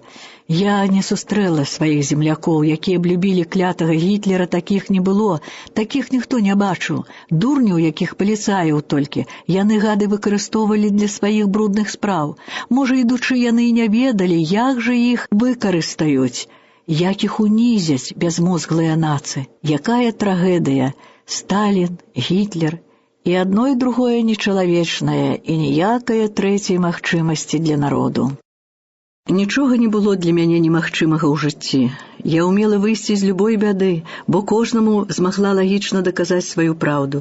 Я не магла ратавацца толькі ад саветаў, бо тут была адна толькі магчымасць – прадаць сумленне, чорнае назваць белым, адрачыся ад Хрыста і ўпасці на твар перад Сталіным. Не, не, не. Даруй, малы пакінуты юнак, даруй, мой сын, хачу, каб некалі ты зразумеў мяне, каб дараваў свае мучэнні. Не было ў мяне выбару, сын, бацькаўшчына і яе інтарэсы важней за цябе, за мяне, за нашага тату. І так толькі ўдумацца ў становішча свайго народу. Выбітыя ці расцярушаныя па нямецчыне з польска-нямецкай вайны. Вынішчаныя страшліва немцамі ў краі, также на савецкім фронце, спаласованыя ў 37-м годзе, выгубленыя ў штрафных батальёнах, вывезеныя як кулакі двойчы тысячы асуджаных пасля вайны ў незлічоных лагерох, тыя, што адразу паўцякалі ў Польшчу, тыя, што выехалі туды па дагавору ўжо ў мірны час, і тыя ўсе, што засялілі Цаліну, Казахстан, Донбас і іншыя. Адарваныя разам з беларускаю адвечную Вільні, жыўцом узяты беларускі алімент, адданы латышом Дзвінск, і з ім да 100 000 беларусаў, не гаворачы ўжо аб Смаленшчыне. Пусты край, у які сілком сунуць чужы алімент, безумоўна, не на фізычную працу. Зняважаныя і безгалосыя, без пратэсту прымаюць чужую мову, не свае парадкі. Зноў жывуць з нас, як яшчэ ніколі, гінем. Яшчэ адно нашае гора, каталікі, людзі, якія слова не ўмеюць па-польску, якіх спрадвечнай моваю была беларуская, сталі палякамі. Ксяндзы ішлі да нас не толькі з Богам і з крыжам, ішлі як каланізатары, дзяліць і няволіць народ, адбіраць яму сведамасць яго нацыянальную, яго мову. Бедныя, цёмныя мае браты, кожны з іх на загад тых, якім прадаўся ахвотна, павёў бы мяне на эшафот. Я не сплю начамі і думаю, што калі выжывем, і далічымся якога мінімуму землякоў, дык знача станецца цуд. Родзіцца нас вельмі мала. Крывавыя рукі савецкіх гінеколагаў патрашаць без перарыву бедных жанчын. Такая сістэма, што дзяцей гадаваць нельга многа, ды няма где. Ды няма як. Маці на дзяржаўнай працы, маленькім належыць замоўкнуць. Працуючы сястрой гаспадыняй больніцы, жахам я глядзела на трупікі ў сметніку ў рэчцы Зальвянцы. Калі чысцілі ўборную, дык іхнія галоўкі затыкалі шланг, і трэба было яго дадаткова чысціць. О, мае ненароджаныя купалы, можа, Богдановічы, а можа, і Кастусі. Засталіся зубры ў Белавежы, якіх, праўда, па-расейску гутарыць не навучаць, яны не людзі. Нейк зайшла да нас аднойчы настаўніца з Ваўкавыску, не хачу яе называць, яе муж беларус, і мне жаль яго. Пераконвала мяне жыць, звяртацца да начальства, плюнуць на сваіх землякоў, з якімі можна рабіць рознае, яны як не людзі, гэтак далей. Я ёй сказала, што я не пацверджу на сваім прыкладзе яе тэорыі, няхай аб гэтым ведае. Чалавек яна паводле яе слоў, які многа можа, звязаны так ці іначай з хэўрай усякага начальства, ад вобласці пачынаючы, і ўсе яны не нашыя, і ўсе яны адно. Дык пытаюся, ну калі мы ўжо такія па-вашаму нікчэмныя, пасыўныя, дык скажэце, а нам дазволілі б мець, напрыклад, у Ваўкавыску свае школы? Это я магу сказаць, никогда. Яна абяцала нас адведаць са сваім мужам. Давялося прасіць яе сваякоў, каб не паказваліся лепш мне на вочы. Не маем права пагнаць к чорту нават усіх маразёраў і уласаўцаў, якія аселі тут, як пануючая нацыя, увайшлі ў ролю культурт-трэгераў. Такіх з грашкамі як жа выкарыстоўваюць да брудных розных спраў, да дэнацыяналізацыі. Яны як піяўкі на целе народу, і ім усе прывілегіі ад зямлі пад бульбу, сена для кароў, кватэры, таму падобнае пачынаючы. Гэта ў малым мястэчку, а што ў гарадах? Ёсць, праўда, акадэмія навук у нас, але на ўсю Беларусь, як яна шырокая і даўгая, няма ніводных дзіцячых ясляў на нашай мове. Ёсць школы з ангельскай, з французскай мовамі выкладання, але на ўсю сталіцу, Мінск, няма ніводнай школы з беларускай мовай выкладання. Няўжо нам прыйдзецца загінуць? Як жа жаль мне маяго народу, куды ж ужо адступаць? О Божа, якому маліцца не даюць нам нават народнай мове. О Рым, якога ксяндзы не йдуць да нас салодкімі, вечна мудрым словам Божым і любоўю, а з палітыкай, з дэнацыяналізацыяй тых, якія так намагаюцца, так хочуць выжыць як народ, як лепшыя людзі. Я адарвалася ад лагеру. Пра яго мне так не хочацца пісаць, так цяжка вяртацца думкамі ў тое пекла. Божа, які ў найбольшай безнадзеі забраў крывавага Сталіна, злітуйся над народам, якога зямля прасякла слязьмі і крывёю яго замучаных сыноў. Гэта дом наш, гэта зямля продкаў нашых, і мы тут пратрывалі вякі, сочаць і рыскаюць за намі, якія думаем аб народзе, і нож накіраваны ў нашыя сэрцы, а ў лагеры міналі гады. Найчасцей вытарфоўка. «Вот, надо строить», — казали часом конвоиры. «Сюда еще привезем и англичан, и американцев, для них и строим». Апетит не згоршы. А тым часам архіепіскап Кантэрберыйскі шукаў паразумення сваёй веры з камунізмам і сваіх мысляў з думкамі Сталіна і яму падобных. Чыталі мы аб гэтым у газеце комі АССР, нейкай там севернай, мусіць, праўдзе. «Ах, сэр, з Кантэрберы, казалі мы, каб гэта цябе папаганяць тут, крыху на нашым месцы, то ведаў бы ты, неразумны дзядок, з кім табе гутарыць і да каго звяртацца, і чаго дамагацца для людскасці на тваім адказным становішчы. Не працягвай рукі тым, якім яе не падала б мудрая жыццёвая практыка і простая украінская жанчына. Падобная не для дэбатаў. Як яно і не для жыцця. Нехта сказаў, што калі б рабілі камунізм вучоныя, яны яго даследавалі б спярша на сабаках. І так мы існавалі гады і дзесяцігоддзі. Такі элемент, які тут прамёрз ужо, нам не страшны, цвярдзілі начальнікі. Далёка засталося тое, што называецца жыццём, а яно такое простае. Голас сына, муж прыходзіць з працы, супольныя абеды, дружныя вечары, радыё і мяккае крэсла, ложак выгодны, цішыня, цеплыня, кніжка. Шчыміць сэрца, калі гэта ўспамінаеш. Проста спыняецца сэрца, і ўвесь арганізм ахапляе параліч, калі пачнеш думаць пра сына. Сніцца вялікая камера, вязні, а пасярод іх мой сын. Ужо юнак, бледны, танклявы, падыходзіць да вязняў і кажа: «Я вам дам проса, а вы мне кусочак сала». Што за сон? У кожным лагеры ёсць такія свае аракулы, старыя мудрыя бабкі, якія разгадваюць сны. Звярнулася і я да такое, глянула яна на мяне сумна і кажа: «Недзе пасадзілі вашага сына, незляцілага хлопца, і ён просіць есці ў людзей.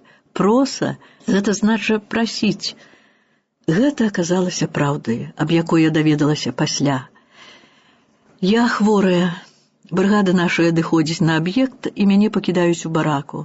Днявальныя шаруюць швабрамі драўляныя дошкі падлогі, паляць у печках, на якія строга па норме выдаецца вугаль нават тут, дзе ён дабываецца. Я заснула і з крыкам схапілася з нараў, крычу, шукаю свайго сына, які, здаецца, быў толькі што тут. Яшчэ чую на плячы дотык ягонай рукі і словы: «Уставай, мамачка, панясем з табою на Новы год ёлачку на магілкі». Боже мой, што ж гэта? Мяне ўсю калоціць. У дзверы ўрываецца стаду надзорак, пачынаецца шмон. Усе пасцелі на нарах, ператрэсеныя і раскіданыя, шчупаюць мяне, натрэніраваныя рукі абмацваюць зашыты ў целагрэйку святы абразок, аблічча Божая Маці. Яго мне некалі вышлі на ганучцы украінкі ў Львове. Як жаль, ёсць яшчэ адзін, але гэтага жаль асабліва. Там вышыты 3 літары: БББ. Божа, барані Беларусь. Сянне куцця, вяртаюцца брыгады, некаму ўдалося пранесці пад бушлатам малую ялінку. Боже мой, святы вечар. Пані Ларысачко, зробимо святы вечар. Мне ўсё яшчэ ў вачах сын. Як добра, што можна яшчэ некаму памагчы у нечым, асабліва сяння. Дзяўчаткі даўно ўжо збіралі камсунь і з'ядалі кусочкаў рыбы. Недзе ў сушылцы ці ў качагарцы зварылі куцці, кампоту, у некага кансерва, у некага з пасылкі яблык ці жменька гарэхаў. Вечар, стаіць ялінка на адзіным стале. Правізарычныя сталы зроблены з нараў, накрытыя такія ж лавы. Ёсць і кусочак прасвіркі у некага платак, ежа на стале. Мы ўсе па-святочнаму. Раней умудрыліся дастаць якія драбніцы са сваіх мяшкоў, што перахоўваюцца ў капцёрцы. Чалавек, можа, 40 такія ўсе сцішаныя, па-хрысціянску урачыстыя. Я ў белай блюзцы на першым месцы. Мне належыць ад сэрца сянне ўсіх прывітаць. Молімся супольна, я устаю. Цішыня. Не змагла б паўтарыць таго сяння, што мне тады дыктавала доля наша горкая і змагарная, любоў да сваіх сем'яў і земляў, туга па іх і тая сіла, якая загадвае нам не здацца, а перамагчы. У вачах мне сын. Калі прыходзяць надзоркі, у нас ужо ўсё схавана, толькі ў сэрцах святло, і доўга яшчэ пасля іх адыходу не сціхаюць калядкі. Новы год надыходзіць. Да мяне адносяцца ўсе нейк дзіўна, мінаюць, маўчаць. Увесь лагер. Божа, што сталася?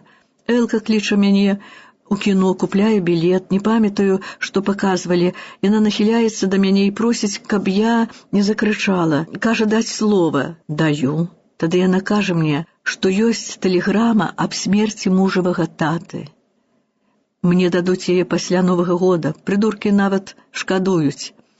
Нейк так, як з тым судом над маімі сябрамі. Я ледзянею, але не крычу. Яна просіць мяне, каб трымацца, бо магу сказаць тут з бяды нешта, чаго сказаць нельга. На гэта разлічваюць, і стукачы ўжо нагатове. У бараку я енчу, гавару тое, што сказаў бы кожны людскі чалавек на маім месцы. За іх гэта, за іх гінем, мы па аднаму, забытыя, хворыя. Элка ў паніцы, а мне на ўсё, чым палохаюць мяне, напляваць. Знача, ёлачка на могілкі на Новы год. Спі спакойна, дарагі мужоў тата, які быў татам і для мяне. Вечны пакой табе, даражэнькі, замучаны, запалоханы, адзінокі і абакрадзены нават па смерці. Хлопцы ўжо зараблялі, і нехта з іх пераслаў мне крыху грошай. О, якая я чулася багатая! Я купіла ад некага акуляры, бо іначай ужо не магла чытаць, і заказала манашанькам у лагеры паніхіду па тату. Ім не плацілася, але звычайна куплялася ў лагернай краме крыху цукеркаў, якіх сухарыкаў, калі былі, і пасля па ўсіх правілах адпраўленай паніхіды частавалася прысутных на ёй людзей. Я крыху забегла наперад, гэта ўжо, мусіць, было па смерці Сталіна, ці цесна перад гэтым.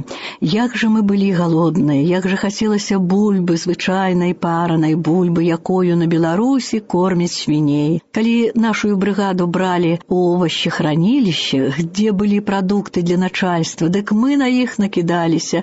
Пані Ларысачку, а можна нам красты? Пыталіся дарагія украінкі. Колькі ўлезе, казала я. Можна нам браць усё з ежы і лахманоў, каб не замерзці. Гэта ніякі грэх. Нам яны адабралі ўсё.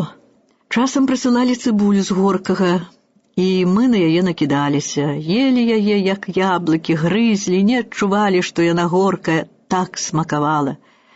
Часам была морква, а часам капуста, якую мы з'ядалі галоўкамі, і нас здувала. Казалі, што найгорай было тут пасля 45-го года. Быў голад, і людзі мерлі, асабліва тады паміралі людзі з Прыбалтыкі. Яны не так былі звычаныя на мучэнні.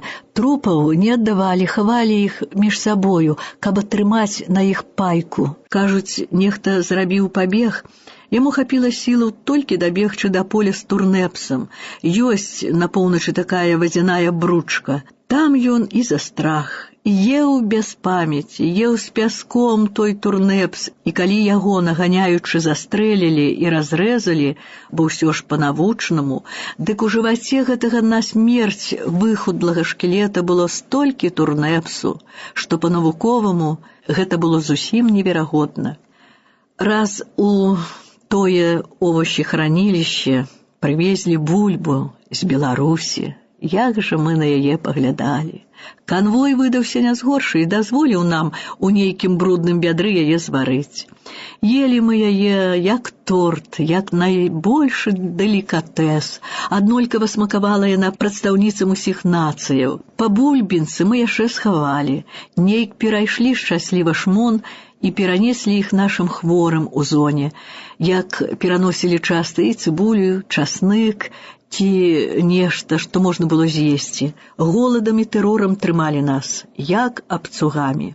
Ёсць у гэтай дзяржаве такі народ, блатныя. Яны жылі ў асобных бытавых лагерах. Гэта жудасны элемент, які прайшоў усе грахі і ўсе забароненыя рэлігіяй і чалавечымі абычаямі гадасці жыцця, пачынаючы ад забойстваў. Можа, гэта быў і пратэст супраць савецкага ладу, але гэты лад выкарыстоўваў і іх супраць нас, так званых контраў ці іншага ідэйнага элементу. Адным словам, супраць нармальных людзей. Блатныя ў сваіх лагерах галадалі, і ім усё роўна гінуць, дык лепей ужо там, дзе палітычныя са сваімі пасылкамі. Вось хапіла якой-небудзь блатной фені аб'явіць на ўвесь голас, што яна не савецкі чалавек. А, напрыклад, унучка Трумана. Ён быў тады прэзідэнтам. Як яе хапалі, кідалі ў вязніцу і давалі за такую здраду любімой родзіне роўна 25 год. Пасылалі іх, безумоўна, ў нашыя лагеры. Гэтыя труманавы сваячкі былі найгоршым жахам для нас, ад іхняга слоўніка пачынаючы. Яны маглі абакрасці, забіць і зарэзаць. Максімальны іх срок ад гэтага не меншыў, не большыў. У іх была свая гутарка, пераплеценая рознымі варыяцыямі самага рускага мата. Вось такіх ставілі над намі брыгадзірамі, карацелямі. Анна Пятровна Скрыпнікава, з якой я сустрэлася ў мардоўскай АССР у Дуброў-Лазе, часам высказвалася шчыра аб лагерным начальстве ці парадках. Яе тады саджалі ў бур, а з ёю блатных, якія накідаліся на старушку. Была ў лагерах 22 гады і разбівалі ёй да крыві голаў. Пасля ўкраінкі на адным з этапаў, у якім наслалі на іх блатных, такі далі ім адпор. Так іх збілі, што гэтую практыку крыху прыпынілі. Але блатныя любілі адважных людзей, такіх, якіх праследавала начальства. Для іх, напрыклад, трапіць на дошку гонору ў лагеры быў найбольшы ўстыд, калі яны былі так званыя законнікамі. Не любілі працаваць, казалі, калі нешта трэба было раскідаць. Бурыць не строіць, сэрца не баліць. Вось, мусіць, з гэтых меркаванняў яны добра даволі адносіліся да мяне. Памятаю такую адну Кацьку, чорную, высокую, якая аднойчы з гонарам заявіла, што яна паважае мяне, бо я такая ж адважная, як і яна, нікога не баюся, і пачала мне расказваць, як яна задушыла ля ўборнай сваю падружку, а пасля памагала забіць яшчэ некага, налічыла 6 чалавек. Я ўзялася за галаву. Да яе ніколі не дайшло б, што я мінала чарвяка на сцежцы, бо і ён хацеў жыць, і што адвага мая з іншых жоралаў і зусім процілеглых мэтаў. Калі нас неспакойны элемент мелі адвозіць на новую зямлю, так казалі, дык Фрыма Барысаўна, прозвішча забылася, якую судзілі як яўрэйку, што хацела атруціць студні ў Ленінградзе і гэтак далей. Усё, безумоўна, выдумка. Вось яна і спалохалася, што там яе блатныя зарэжуць.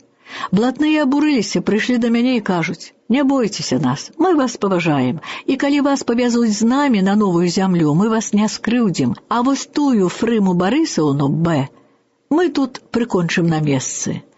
Мусіць, Фрыма Барысаўна адкупілася неяк у начальства. Яе нікуды не выслалі, а нас выслалі ў Абісь з блатнымі, але гэта пазней. А тым часам у мяне ішла перапіска з мужчынскімі лагерамі. Пасля я пачала звязваць сяброў між сабою, каб былі кантакты і поўная цэласць у нас. Пісалі ўжо ўваўсю і нашыя дзяўчаты, сядзелі за гэта ў бурах, але пісалі, так было лягчэй жыць. У нас тварылася цесная беларуская сям'я. Мы як толькі маглі падтрымоўвалі сябе ўзаемна.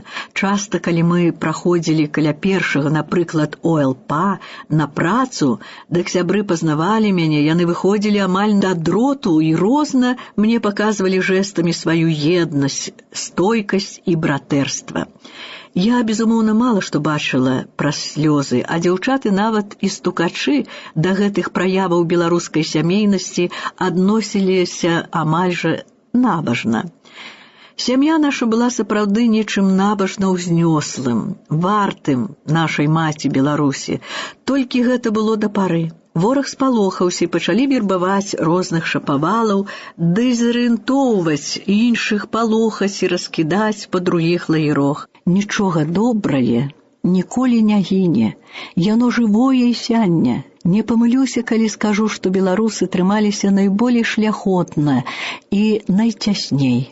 Час поўз, прыйшла восень. Нас вадзілі на розныя аб'екты, часам за 12 кіламетраў. Тады я пісала ў памяці свае вершы. Памяць ніяк нельга было прашманаць над зоркам, сэрцы нашыя і душы таксама. Адзінае шчасце. Калі мне траплялася папера і алавік, дык такая зацішная ад начальства і стукачоў хвіліна, я тады перапісвала свае вершы і думы і рассылала сябрам. Частка душы мае, глюкоза для іх. А як жа жудасна за мною сачылі. Запісачкі пісаліся дробненька, сшываліся малюсенькія і хаваліся ў валасы, у вату бушлатаў, у боты, чаравікі.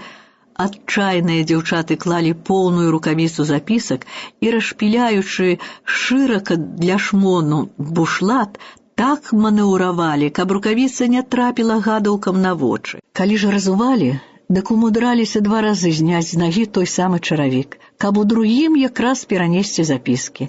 На аб'ектах, калі недалёка працавалі мужчыны, дык мы, напрыклад, выносячы торф пры вытарфоўцы, ламалі свае насілкі ці тачкі, работа стаяла, тады адзін з канваіраў валок да іх мужчынаў. Тыя умудраліся гіпсам замацаваць у кутку жменю запісак альбо прыбіць іх дошчачкай. Мы лёгка кіркой адбівалі дарагі груз і разбіралі, што каму. Рэшту адносілі ў зону другім. Дзень без запіскі быў сумны дзень. Калі б наша нянавісць не выбівалася ў змаганні, яна ўзарвала б нас як дынаміт. У нас дэвіз «Keep smiling» з ангельскага. Мы ведалі, што, плачучы, загінем хутчэй. Мы вынаходзілі прычыны для смеху, для забыцця таго, што нас акружала, што магло нас няшчасных чакаць, каб не смерць таго найстрашнейшага з усіх грузінаў ва ўсіх вяках. Воля пахла нам цеплынёй хаты, хлебам, толькі не парфумамі. Мы іх ненавідзелі, уздрыгаліся, калі іх пранюхалі. Справа ў тым, што ўсе чакісты, следавацелі і ўся іх парода вельмі намагаліся пахнуць рознымі гваздзікамі, ружамі і таму падобнае. Яны заглушалі гэтым смурод свайго сумлення ці такім чынам хацелі выдзеліцца сярод іншых, што смярдзелі потам. Гэтага я не магла разгадаць. І вось доўга для мяне асабіста парфумы напаміналі мне нелюдзяў, як і сабакі. Усе добрыя мілыя сабакі напаміналі мне тых аўчарак, з якімі сустрэлі нас на Менскім вакзале, якія акружалі ў будках нашай зоны і дружна з канваірамі суправаджалі нас на аб'екты работы. І так восень. Разыходзяцца брыгады раніцай, даўгі іх шнур, пахмурныя, як дажджлівае неба, канваіры. Нас павялі недалёка, мы ўжо ў час работы адчулі, што нешта здарылася. Канваіры нашыя азвярэлі. Калі нас правялі ў зону, мы даведаліся, што леінты застрэлілі Галю Готас. Гэта была полька. Да сроку 10 год ёй дабавілі яшчэ 3 за нейкую лагерную справу раней, але яна ўжо і гэты срок дапрацоўвала. Які ж жаль! Была ў яе цудоўная дзяўчынка Ната, жыццё і інстынкты куды сільнейшыя за нашыя ідэі, калі цярпенні цягнуцца дзесяцігоддзі, і вось у лагеры былі дзеці і нямала. Гэта былі дзеці жанчын, якіх цяжарнымі забралі з волі, і дзеці з мімалётных сустрэч з шафёрамі падчас пагрузкі пяску на аб'ектах, пры разгрузцы вугалю і таму падобнае. Такое дзіцятка ад украінца было і ў Галі. Лагер наш грозна замоўк. Нянавісць, прага помсты і жах з нашай бездапаможнасці проста пырскалі слязьмі з кожных вачэй. Першымі прыйшлі да мяне полькі. Што рабіць, пані Ларысо? Што рабіць? Галю кінулі на вахту, а так, як яна была прахадная і цесная, дык цераз труп хадзілі. Хорошай дзяўчынай была Зося Андрушкевіч. Вось і пайшлі мы з ёю прасіць, каб далі нам Галіну. На зоры думалі, а пасля папыталіся ў мяне, ці магу заручыцца за спакой у зоне. Я сказала, што магу. Труп нам выдалі. Хутка мы назначылі, што каму рабіць. Былі нейкія кветкі, у зоне хутка паявіліся вянкі і таму падобнае. Мы з Зосею мылі цела, маленькая ранка ніжэй жывата і ўсё.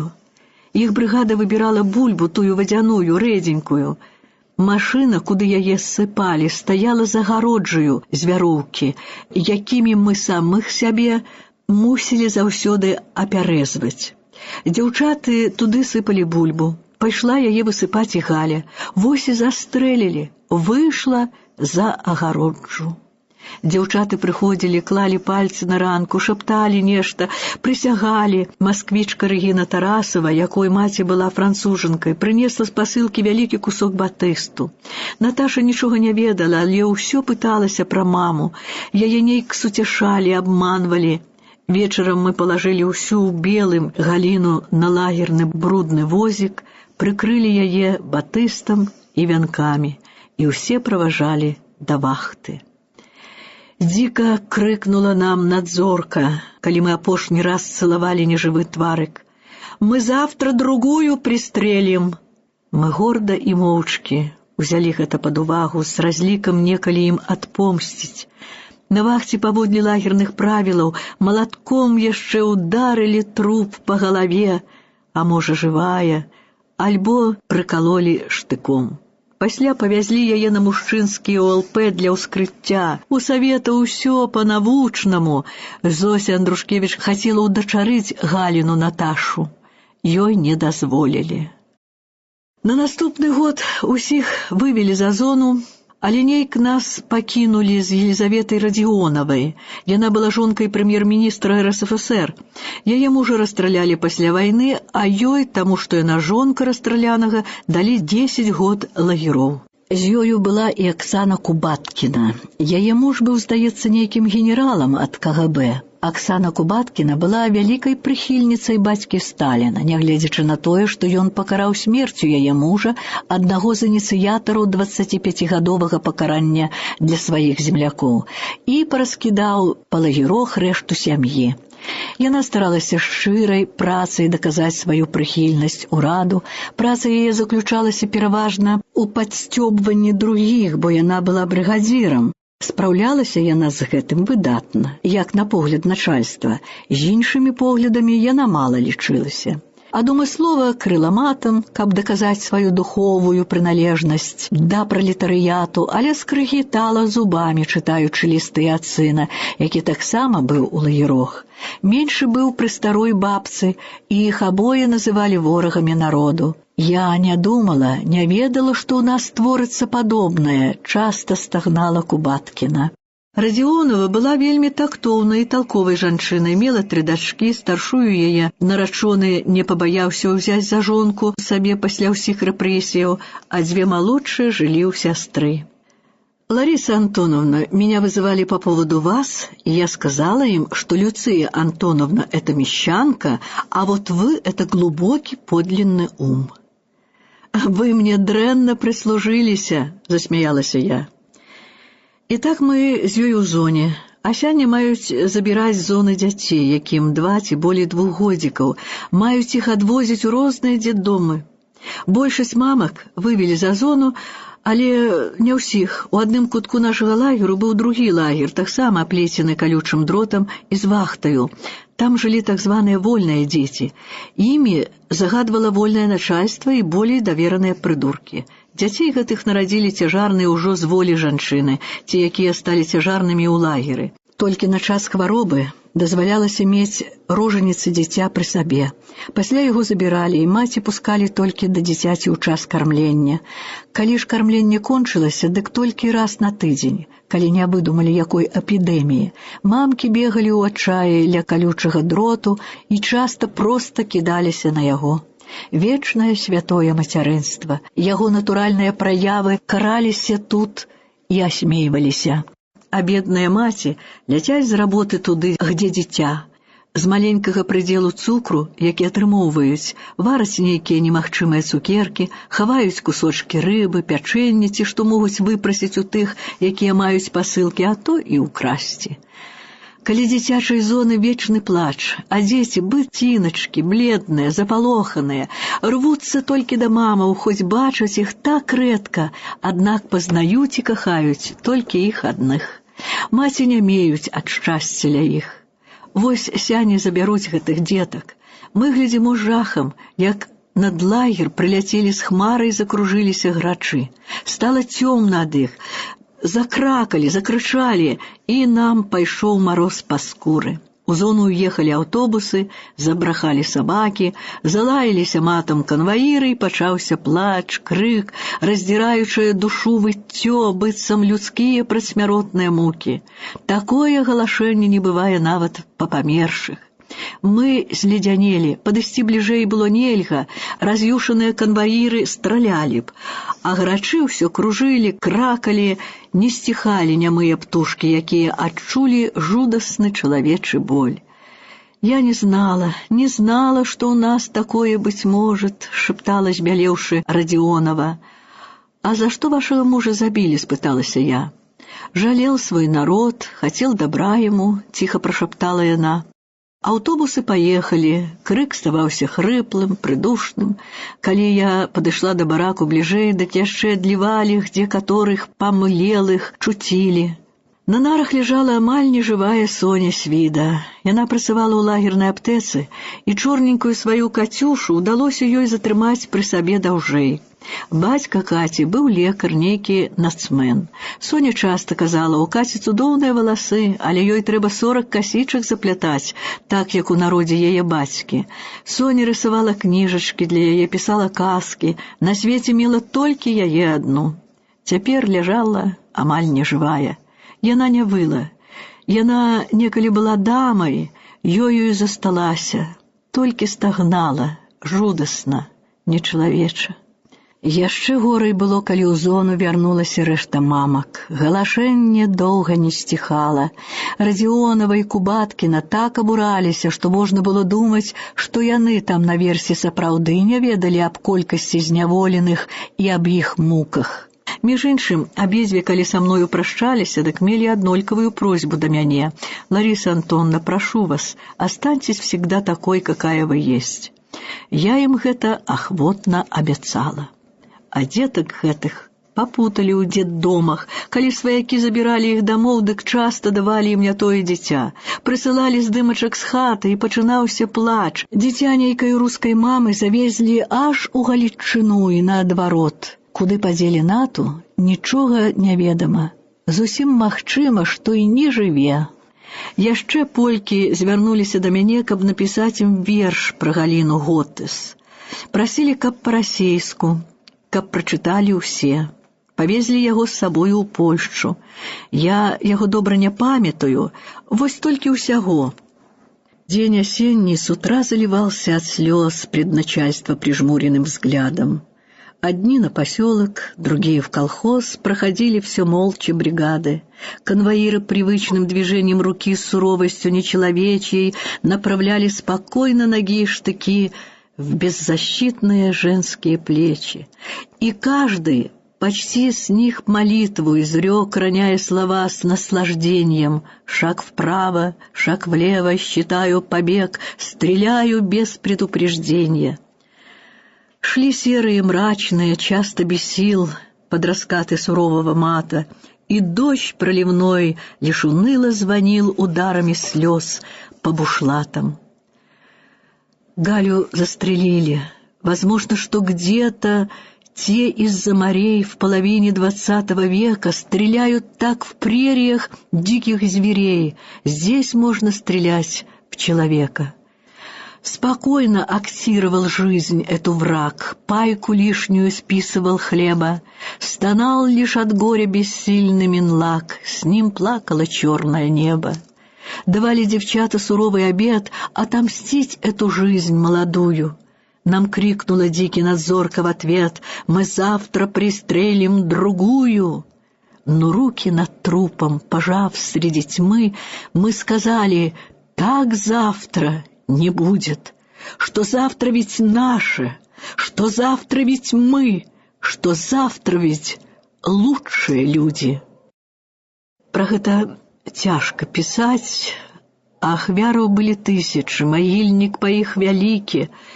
Яшчэ адна зона была ў нашым лагеры для свіней. Яны таксама карміліся па норме, але яна ў іх была сытая, нармальная, і жылі яны ў параўнанні з намі як паны. У кожнай свіні свая клетка, усе свінскія выгоды, культурна, як тут кажуць, і паказательна. Не ведаю, хто еў мяса з тых свіней, мы ели камсу і смярдзячыя трыбухі з аленяў.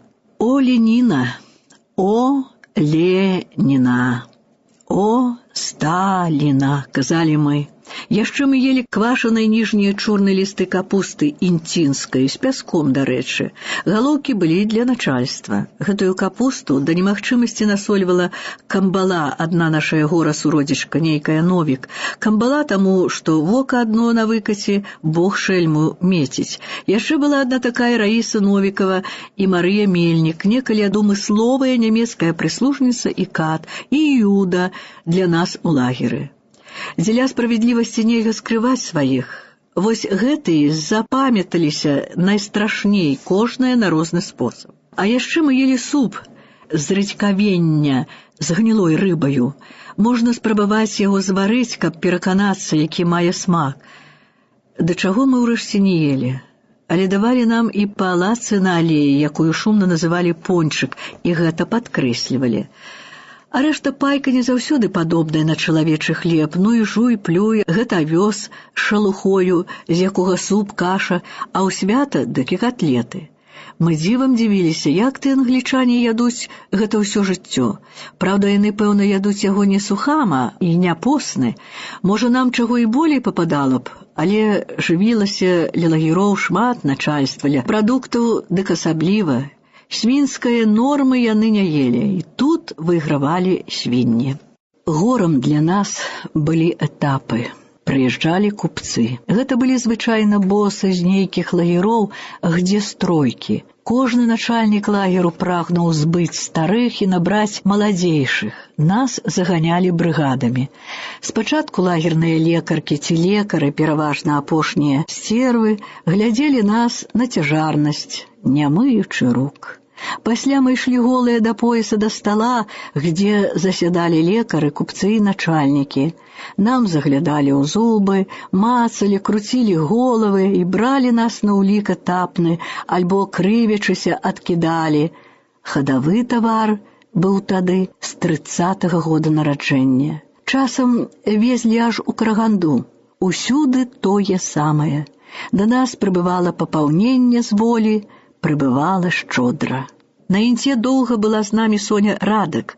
Яна была прыдуркам, была францужанка Пірет, якая дзеля славы Францыі старалася працаваць разам з усімі. Была яна нейкай вечна надутай, а можа ганаровай, што яна не мы. З ёй гутарыла нейкая Угрымава, здаецца так, якая разам з мужам з патрыятычных меркаванняў вярнулася на родзіну з Францыі. Іх з Адэсы, здаецца, проста з парахода далі на інту. Працавала яна художніцай, малявала карыкатуры на розныя лагерныя парушэнні, напрыклад, як мамкі лезуць праз вузенькае вакно ў калючым дроце да сваіх дзяцей. Ну, гэта, як і другое, нас не смяшыла. Была з ёю яе сястра Волкава, якая старалася мне давесці, што сталінская эпоха – найслаўнейшы час расейскай гісторыі. Дык аб чым было з дурнем болей гутарыць? Я цесна дружыла з Люцынкаю, а калі яе адвезлі ў Абесь, дык з харошай жанчынай Ольгай Фоцюк. З Ольгай Мароз, са сваімі дзяўчатамі, якіх, прызнацца, пабойвалася за малымі выняткамі. На іх быў асаблівы націск, а мы, як каты ў мяшку. Часта, которая з дзяўчатак гаварыла мне, а цяпер пасварымся з вамі, не будзем гутарыць, не сустрачацца. Я за гэта дзякавала. Ведала, што застаўляюць на мяне даносіць, і нам выгадней было пасварыцца. Тактыка не змянілася. Так робіць са мною і цяпер. І цяпер ходзяць да людзей, рознае на мяне выдумоўваюць. Падобнае было і ў лагеры, і тут, і там мала гэтаму верылі. Было розна. Але ў лагеры мяне даволі слухалі. У нас ладзілі канцэрты вельмі харошыя, балеты, монтажы, з операў, эстраду. Аднойчы запрапанавалі даць нешта ўкраінскае, думалі, што... Але адна з масквічак так непрыгожа выразілася аб меней цэннасці беларусоў і украінцаў, што нас заела. Канцэрт гатовы, але на яго ніхто не ідзе. Сцэна пустая, брыгады не рухаюцца з месца.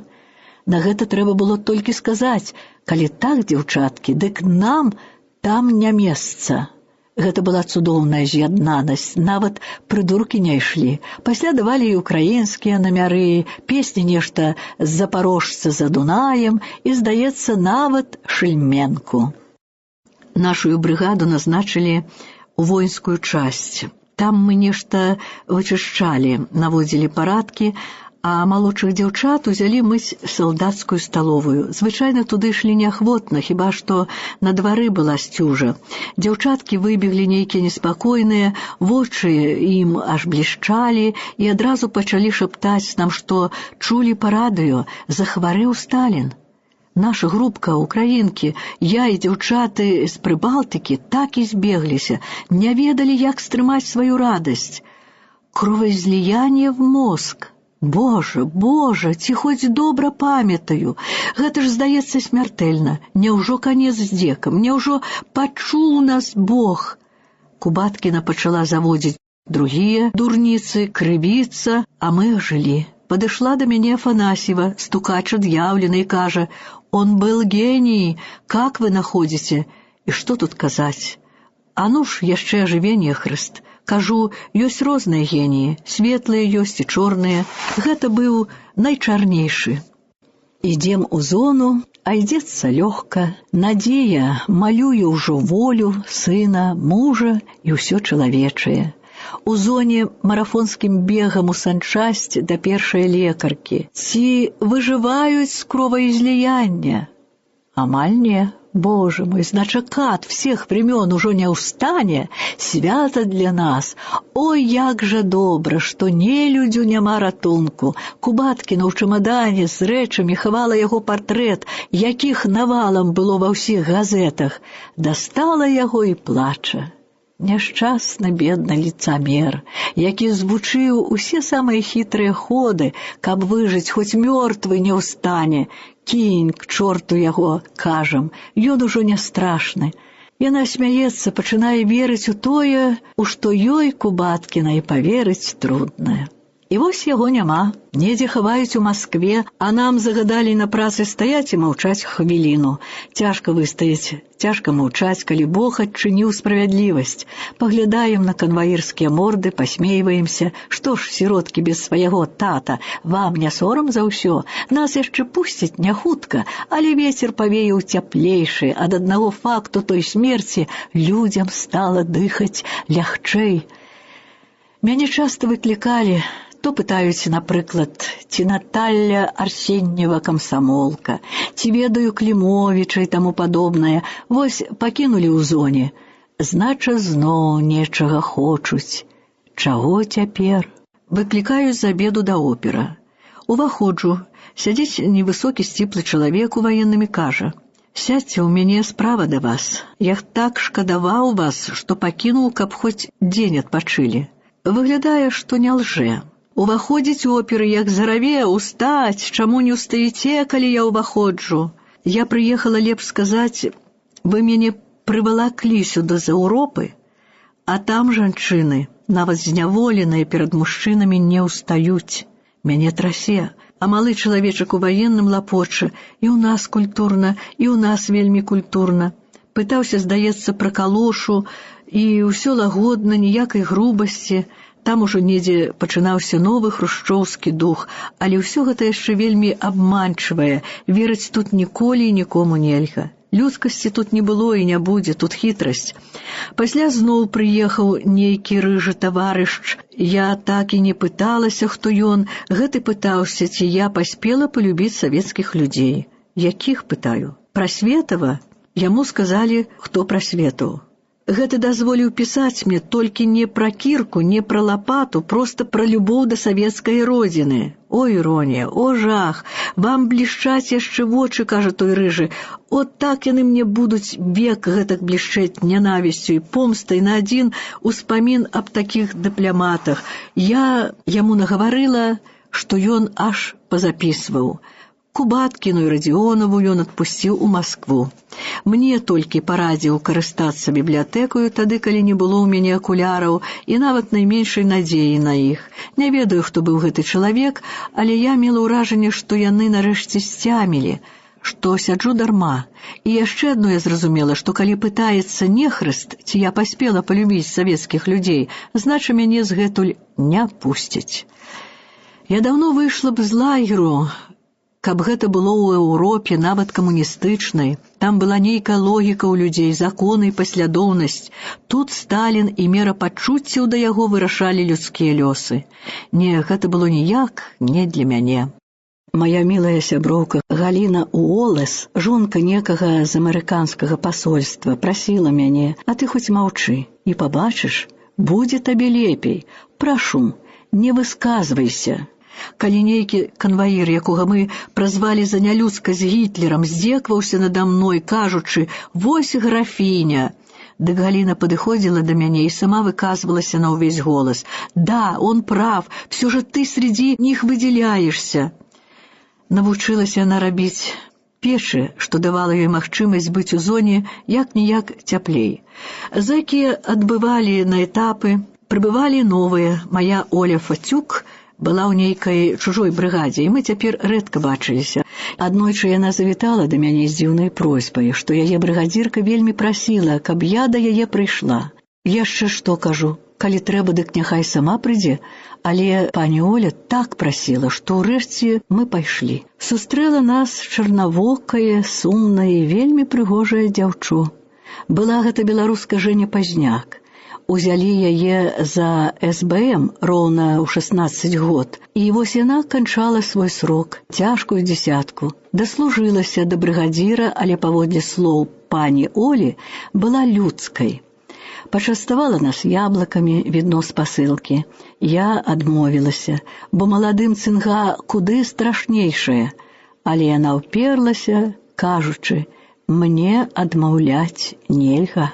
Я задумалася, нічога адмаўляць у нас нельга, толькі цяжарным. У чым справа? Жэня глянула мне з цэлай душы ў вочы і загаварыла. Будзьце мне як маці. Я у горы. У мяне ёсць родная мама, але гэтага не магу ёй сказаць, не перанесла б. Жэня была цяжарнай ужо 5-й месяц. Іх, якія канчалі срок, паслалі ў тундру на сенажаць.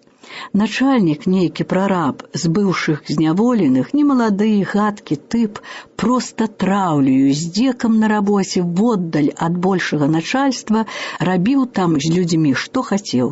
Ён закахаўся ў Жэню, хадзіў здалёк ад нашай зоны і чакаў, калі яе асвабодзяць. Ведаў, што яна цяжарная ад яго. Яна ж так люта яго ненавідзела, так брыдзілася яго маральнай нізасці, што спакойна не магла б ім гутарыць. І вось што рабіць. Я сказала коротка, што дзіця належыць пакінуць. Гэта перадусім яе дзіця. Менавіта тут, дзе ўсё забіваюць, ад волі чалавечай да самога чалавека, трэба ратаваць жыццё. Справа была пастаноўленай. Жэня лёгка згадзілася. Але ў мяне ж свая беларуская сям'я, перадусім дзяўчаты. Спакойна ім усё расказала і сваю пастанову. Пачаўся бунт. Нельга такое дзіця, нельга тут раджаць, трэба гэта знішчыць і зацерці сляды. Што ж, практычна вельмі па-людску. Я толькі не магла зразумець, што гэта гавораць жанчыны. Я ім сказала, што думаю я і што маленькая будзе жыць. Мы адмаўляемся гэта падтрымоўваць. Ну і добра. Я гэта падтрымоўваю. Гэта 5-й месяц, і нельга забіць. Мы з Жэняй узялі на сябе цяжкую адказнасць. Яна ўжо сядзела ў бараку мамак і вышывала. Вышывала прыдуркам, якім усяго было мала. Запайку яны выкарыстоўвалі патрабуючых і шылі, гатавалі сабе выправы. Але як жа яны маглі глядзець на гэтыя рэчы з лагернай нядолі ў сваіх хатах? Ды і хто такіх жанчын, калі пакахаў бы бяздушных? Ну, але Жэня вышывала ім і начальству, і мела нават капейку за гэта для будучага дзіцятка. Аб гэтым я паведаміла сяброў, думаю, што скажуць. Адныя адразу напісалі, што нельга, каб было дзіця, бо яно ўсё роўна ніколі не скажа «Жыве Беларусь», а толькі «Всегда готов» і гэтак далей. Другія напісалі «Нам гэта не падабаецца, але калі скажаш, маці, дык паможам». А трэція ўсцешыліся, што гэта можа быць нейкі паэт ці паэтка, калі будзе дзяўчынка, дык каб назвала Жэня найдарожшым для іх імем Ларыса, а Жэня зацяла вусны, не наракае, такая тактоўная, мудрая, терпіць. Божа мой, гэта ж жыццё. І не адна, якая Жэню асуджае, мае куды больш на сумленні. Аднойчы ідзем мы з работы, але вахты чакаюць мяне хмараю проста і віншуюць, што ў мяне ўнук. Ну і так трэба. Жэня была львіца, не маці, зайздросная за сваё дзіцятку, улюбёная ў яго. На жаль, у яе ўспыхнуў туберкулёз, трэба было легчы ў больніцу і пакінуць на час, як і дзіця. Яна не згадзілася толькі б карміць, толькі б даглядаць яго. Мяне як штрафніка вывозілі. Ніхто не ведаў куды, гадалі, што на новую зямлю. Я пайшла да Жэні. Яна распавіла дзіцятка і з плачам упала тварам на яго, уся яна ўздрыгвала, аж стагнала. Я падняла яе, і мы развіталіся. Пару рублёў сваіх я палажыла ля дзіцятка і ледзь жывая выйшла з той больніцы. Справа кончылася пагана. Жэня, памятаючы высказванні сяброў, не звярнулася да нікога з нашых. Была ў нейкай знаёмай. Многа хто хацеў ажаніцца з ёю, але жадалі, каб яна аддала ў дзетдом дзіця. Жэня не згаджалася, ненавідзела такіх людзей. Пасля яна захварэла і дзіцятку, і калі ўжо пагражала ім найгоршае, зайшоў туды Аляксей, грузін. Ён спачатку падышоў да дзіцяці, пачаў ратаваць яго, а пасля і Жэню. Ён ажаніўся з ёю. Ці кахала яна яго? Я не магла запытаць у яе. Я люта злавалася на нашых хлопцаў, няздольных на дабро і великадушша. Цераз пару гадоў, калі мяне зноў вярнулі на інту, мы з пані Олей ужо расканваіраваныя хадзілі чысціць сметнікі па інте. Дык аднойчы раней, кончыўшы сваю норму, зайшлі да Жэні. Была ў іх маленькая хатка, мара ўсіх зняволеных. Юра вырас, увесь быў як Жэня, чарнавокі і вельмі прыгожы. Аляксей папраўляў праводку, і малы цюкаў з ім малаточкам.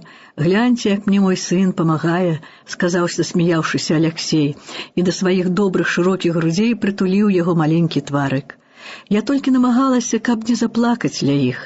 Пасля паадносіла ім свае лагерныя драбніцы, бо нас, іностранцаў, збіралі ўжо на далёкі этап. Нас завязлі ў Дуброўлах, у Мардоўскую АССР, у Посьму. Што цяпер з Юраю гэтым, я не ведаю. Жэня напісала сябрам, што назаве свайго сына так, як называецца сын той, каго яна любіць. Я прыкаваная да зэльвы, да мужа, да развалінаў старой хаты, а сэрца маё не раз засумуе, застогне і па іх, дарагіх мне, бо вельмі чалавечных. Я з радасцю пераканалася, што ў Грузіі радзіліся не адныя Сталіны, але і Аляксеі. А этап далёкі рыхтаваўся. Фрыма Барысаўна бегала па начальніках і плакалася, каб хоць не забралі яе. Рэцыдывісткі блатныя прыбегалі заверыць мяне, што мяне ніколі ніхто не скрыўдзіць. Некаторых ужо пачалі адпускаць з лагероў, а нас пакідалі па некалькі разоў у зоне для розных фармальнасцяў. Брыгады варочаліся з работы, а нам левахты начапілі бляхі з нумарамі і фатаграфавалі нас. Усе глядзелі на гэта з жахам і яўнай палёгкай, што гэта не датычыць іх. Мае сябры былі ў адчаі. Яны вырываліся пад драты на рабоце, каб хоць пабачыць мяне, бо хто ж ведаў, куды нас павязуць. Я, Оля Мароз, Міля Бак ехалі за тое, што арганізуем людзей, іншыя хто за што. Мы трымаліся як заўсёды. Ад мяне пачулі шмат праўдзівых і зусім непадобных на каянне слоў. Лагер плакаў, дзяўчаты збіралі для нас грошы, людзі кідаліся на шыю і галасілі, як па нябожчыках. Жаль было пакідаць тых, з кім столькі перажылося. Нарэшце канвоі павялі нас на станцыю. І вось загадка, куды ж нас папруць? Нам гэтага не скажа ніхто, канвой наш не мы. Цягнік ляціць тундрою далей, далей на поўнач, ужо зусім мала лесу, болей кусты. Нас прывезлі ў інвалідны лагер у Абязь. Ну што ж, гэта не самае горшае. Праўда, туды яшчэ амністыя не даходзіла, гэта было яшчэ болей на канцы свету. Забылася напісаць, як пасля смерці Сталіна нас аднойчы ўрачыста сабралі і пасля непакоячага маўчання аб'явілі аб тым, што здымаюць нам намяры і дазваляюць пісаць кожны месяц дамоў. Дагэтуль дазвалялі толькі 2 разы ў год. Некаторыя пішчалі, плакалі з радасці, славілі партыю і гэтак далей. Я злосна зацеміла, што давялі людзей да таго, што ўжо няма ім каму пісаць, і што номер для нас не цяжкі. Усе злосна глянулі на мяне, асуджаючы за няўдзячнасць, і толькі адзін з начальнікаў сумна, з нейкім раскаяннем на мяне паглядзеў, як быццам і ў іх ужо абуджалася нешта чалавечае. Яшчэ пакуль нас адвезлі, давялося моцна трымаць свой лагер, ды іншыя, паколькі нас крыху слухалі, людзей трэба было, хочаш не хочаш, асвабаджаць з лагероў. Па радыё пералічалі праступнасці Сталіна, людзі слухалі і лаяліся. За што ж іх гады трызнілі? Лагеры ўскалыхнуліся, і начальства спалохалася сільнага элементу на волі. Пачалі рабіць у лагерох правакацыі, дзікія, хітрыя азіяцкія правакацыі. Неспакойны элемент замест на сапраўднага ворага накіроўваць на самых сябе. Во хітра. Напрыклад, украінцы б'юцца ў лагеры з літоўцамі, б'юцца за слоў. Нехта нешта сказаў. І вось адныя з другімі забіваюць сябе за дротам. Начальство, калі яны ўжо пабітыя, мірыць неразумных, палітычныя лагеры, божа, але няма дзіва, людзі падзічэлі, пазвярэлі за дзесяцігоддзе жывёльнага існавання. Мы з Оляй Мароз, Бірутай Стумбрыце і іншымі разумнымі дзяўчатамі розных нацыянальнасцяў не дапусцілі ў сваім жаночым лагеры да падобнага, хоць праявы ўжо пачыналіся. Вельмі разумнай жанчынай была ў нас Марыя Мартынаўна, жаль, прозвішча я забылася. Яна была латышка, шляхотная, цвёрдая, бескампрамісная, ненавідзела прыдуркаў і бачыла ўсю сістэму зняволення і трымання у няволі наскрозь. Знаеце, Ларыса Антоновна, калі я буду на свабодзе, дык у маёй хаце цяпер не будзе дарагой мэблі, але на сценах будуць партрэты маіх любімых дзеячоў. Перадусім у Уінстана Чэрчылля. У кожным пакоі, прытым, калі чалавецтва яго не паслухае, згіне, і згіне вельмі няслаўна. Мы з ёй любілі гаварыць аб гісторыі і спакойна маглі гаварыць на ўсе тэмы. Мне лісты не прыходзілі ніскуль. Тата мужаў памёр, муж не ведаў, где я, а сына, як мы пазней даведаліся, пасадзілі за хуліганства і білі яго, і здзекаваліся над ім, як самыя хацелі. Праўда, польскімі рукамі на гэты раз. Усюды ёсць шумавенне і вырадкі. Вось і Польшча, хоць гэтымі людзьмі дагадзіла асвабадзіцелям, як яны самыя вечна сябе называлі. Вестка аб лёсе сына дайшла між радкоў і ў Абязь. Беднаму, відно, пашкодзілі мае вершы, якія стукачы розныя шапавалы выдалі нелюдзям на інце. Было відно, што баяцца, каб сын не стаў як маці. Трэба было прыбіць дзіця, каб не ачуняла, не паднялося, бедны мой сын. Але трэба было змагацца, каб усім дзецям на ўсёй зямлі можна было б пры бацьках гадавацца і расці, як растуць дзеці цывілізаванага свету, пазнаючы прынцыпы дабра, праўды, чэсці і міласэрдзя. Нам часамі прывозілі кіно. За ўступ трэба было плаціць, але кожны стараўся яго паглядзець. Аднойчы быў фільм аб юным Каруза, і мы доўга снілі аб ім. У кіно пускалі ў першую чаргу прыдуркаў і рабочыя брыгады, якія выпаўнялі план. У культбрыгадзе я прабыла амаль зіму, з Тамарай Верахсо працавалася добра. Яна вельмі цешылася з кожнага майго ўдалага верша. Да аднаго падабралі музыку, і яна ставіла яго як номер балету са спевам. Канцэрты былі цікавыя, часам на высокім узроўні. Але зышлося ў гэтай брыгадзе і нямала стукачоў, як Мара Аграновіч, якая лавіла кожнае маё слова, чаплялася да яго і адносіла начальству. Да ці толькі яна адна. Напрыклад, скажу, чаго баяцца бедных манашак? Няўжо яны страшныя сільнай дзяржаве, як ужо Мара падыме крык, што я казала аб слабасці Савецкага Саюза. Пасялілі яе каля мяне, і страх было аказацца, так яна ўсё перакручвала. А бедных манашанек, пераважна расеек, заганялі ў бур і вельмі праследавалі. Аднойчы нейк мы з імі сустрэліся, і яны ўгаворвалі нас не працаваць, што яны прызнаюць толькі труд на дабравольных началах, таму не прызнаюць надкалгасаў. Аднойчы прывезлі нешта 30 манашанек, якія не хацелі нічога казённага апранаць і есці. Яны не хацелі ў няволі ісці нават у баню, і іх цягнулі ў яе сілаю. Выдзялялі на гэта брыгады. Цягнуць дзяўчаткі няшчасных у іх латаных, пералатаных лахмотцях, а яны выхудлыя, страшныя, толькі стогнуць: «Господі памілуй, Господі памілуй». Аднойчы я іх убачыла ў бане. Гэта былі шкілеты з вялікімі крыжамі на грудзях, жудасныя і счарнелыя. Нават Віктор Гюго не змог бы опісаць такой нэндзы, у якой жылі яны. Раз пабралі ім вопратку, спалілі яе і на месца спаленай палажылі казённую. На дварэ быў мароз 40 градусаў, і яны не апранулі казённае. Страх было глядзець, як голыя ў такі люты мароз беглі ў барак. Яны паміралі пры мне ў абезе, як мучаніцы. Калі далі ў баракі радыё і лозунгі, дык яны няшчасныя не маглі гэтага сцярпець, і наколькі былі ціхія, ўсё ж лозунгі зрывалі, а радыёточкі проста разбівалі. Тады ім саджалі дзяўчат, каб тыя вартавалі, але мы былі душою з манашкамі, і калі было трэба, дык стража выходзіла, а манашанькі распраўляліся з радыё. А то старэнькія у неймаверным лахмотці уцякалі ў жудасныя ўборныя, і там, як шэрыя камякі, сядзелі днямі пад сценамі ў смуродзе і брудзе.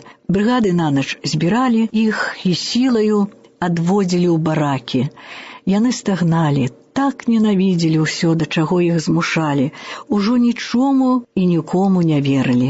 Дзяўчаты злаваліся на іх, бо пасля працы і ўсякіх шмонаў і шпаркі блашчыцаў, якія масава вядуцца і на поўначы, ім трэба было яшчэ валачыць сілаю няшчасных, каб не памерзлі на смерць. Яны ўсё посцілі, ели свой хлебушак, маліліся і чэзлі. Такіх стойкіх, як былі яны, я не сустракала болей.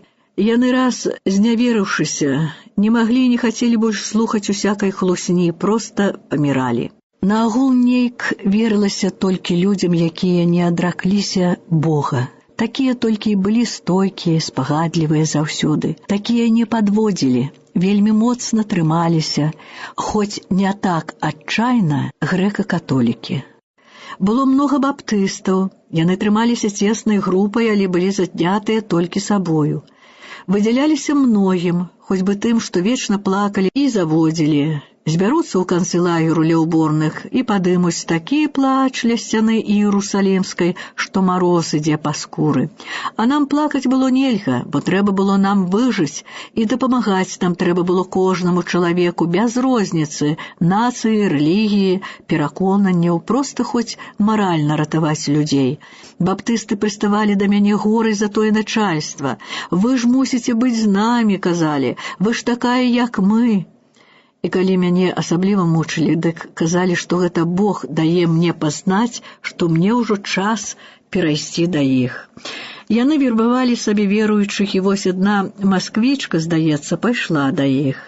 У іх былі пасылкі з волі, і гэта было даволі выгадна.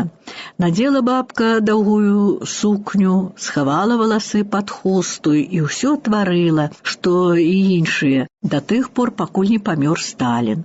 А пасля, калі пачыналі пакрысе пускаць людзей дамоў, яна скінула ўсе лахмотці і пайшла да Вераксо у кардебалет, і такія каленцы там яшчэ выкідвала, што ўсе хахаталі. Была там яшчэ такая вельмі пабожная, якая не давала мне жыць, што трэба ні аб чым не думаць, нічога не хацець, ні вайны, ні асвабаджэння, ні помсты на ворагу, і ўсё даказвала мне, што я аб гэтым усім думаю, і каб як найхутчэй адраклася.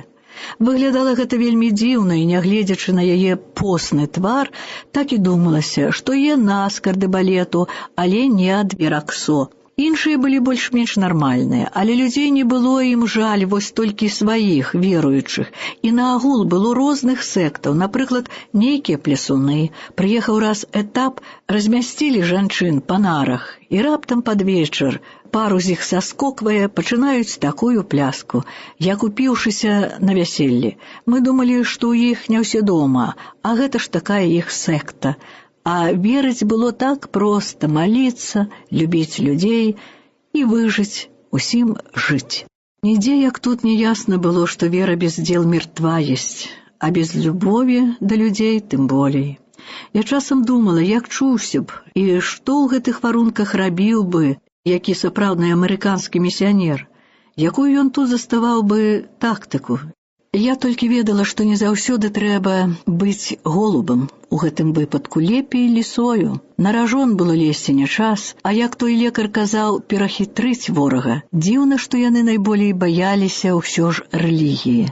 За малітоўнымі кніжачкамі і абразкамі дык проста палявалі. Аднойчы я ляжала хворая, засталіся ў бараку і другія дзяўчаты, і, карыстаючы з гэтага, маліліся.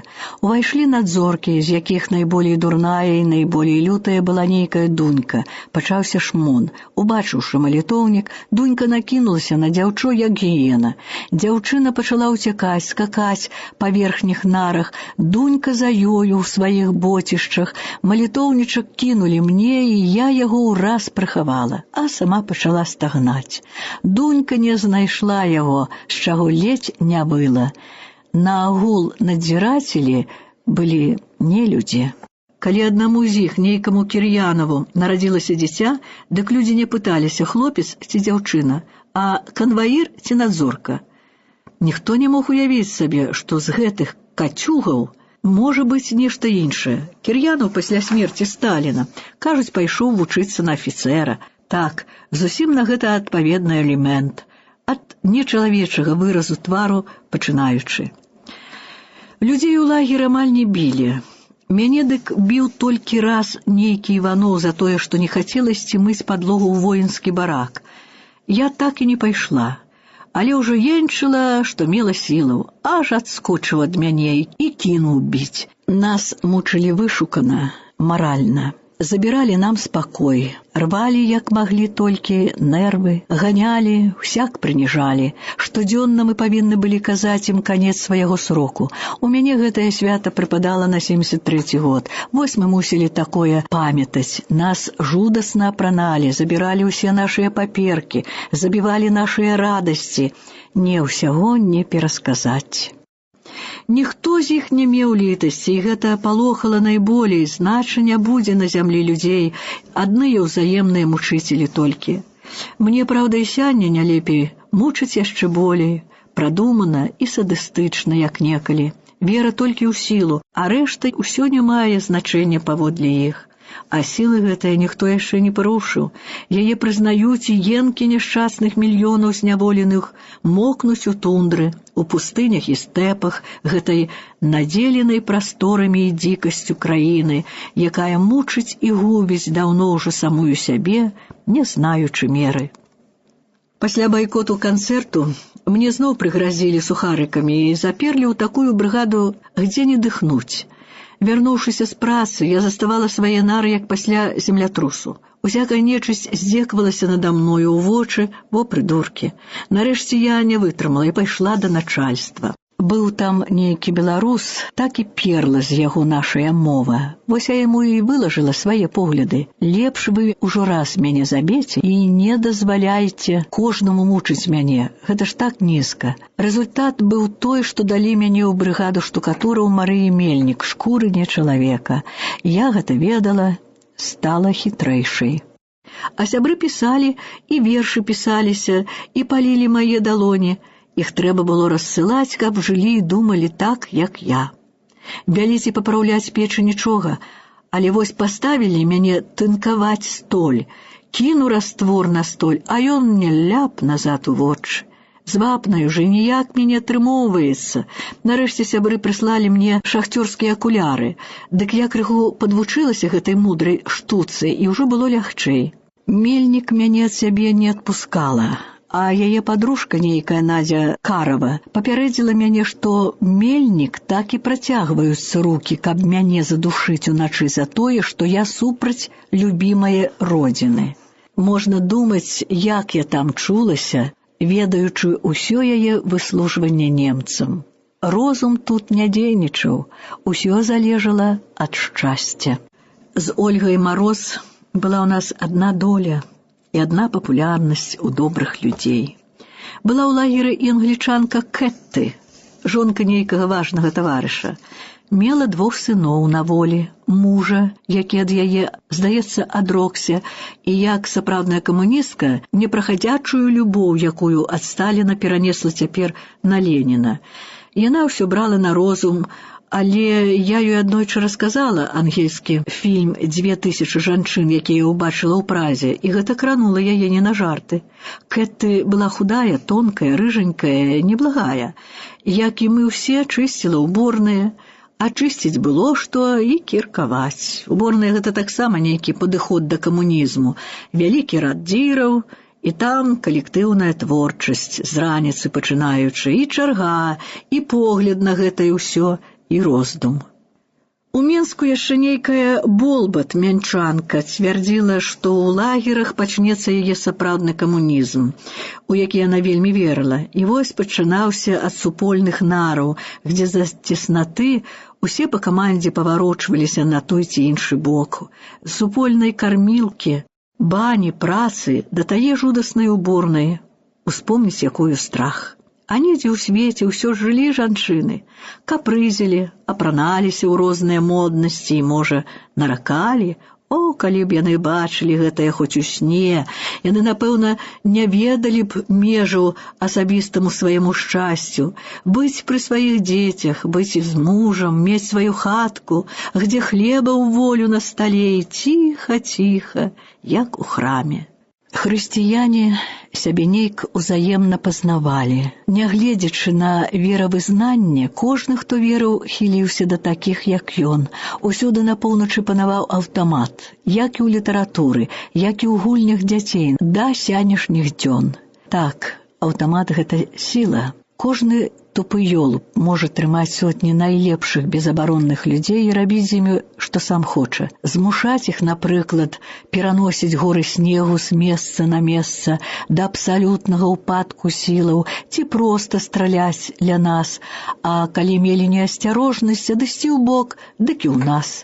Гэтыя аўтаматы так доўга заглядалі нам у вочы, што сёння яны здаюцца нам сімвалам камунізму, супраць якога ў нас заставаўся крыж. Адзіны, безаганны і бясстрашны, які не пакінуў нас у нашых суровых выпрабаваннях, нашая мужнасць і нашая сіла. І вось у гэты жудасны час мы думалі сабе, ніводнага кроку ў бок ад вучэння Хрыста і ніводнага слова іначай. Ёсць жа нейкая чалавечнасць на свеце, на якую мы спадзяемся, бо мы толькі да канца пазнавалі жудасны твар Джынгісханаў, і нам з імі не па дарозе.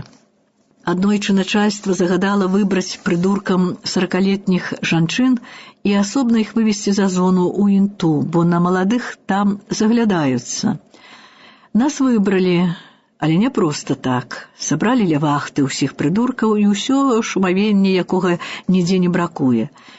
Яны паднялі нас на смех, агідны, брудны, з непрыстойнымі каментарыямі. Начальнікі паціралі рукі, а адна латышка, мілая, спакойная жанчына, плакала і шаптала мне, што такога прыніжэння нават на жудасным следстве не адчувала. Тады я, злосна глянуўшы на адну бяззубую дзяўчыну, сказала: «Паглядзі на сябе ў люстэрка і на гэтых чужых табе жанчын. Яны як дзяўчаты ў параўнанні з табою, а ты — бяззубы гнілы пень пры іх».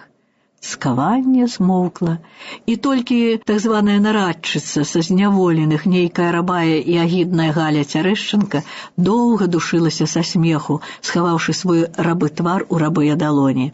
А побач стаяла Тамара Ляхновіч, 25-летніца, таксама, і худы, даўгі яе нос трэсся ад хохату. У лагеры была адна амерыканка Аліса Алекс Максімова. Была яна зусім маладая, але зусім сівая.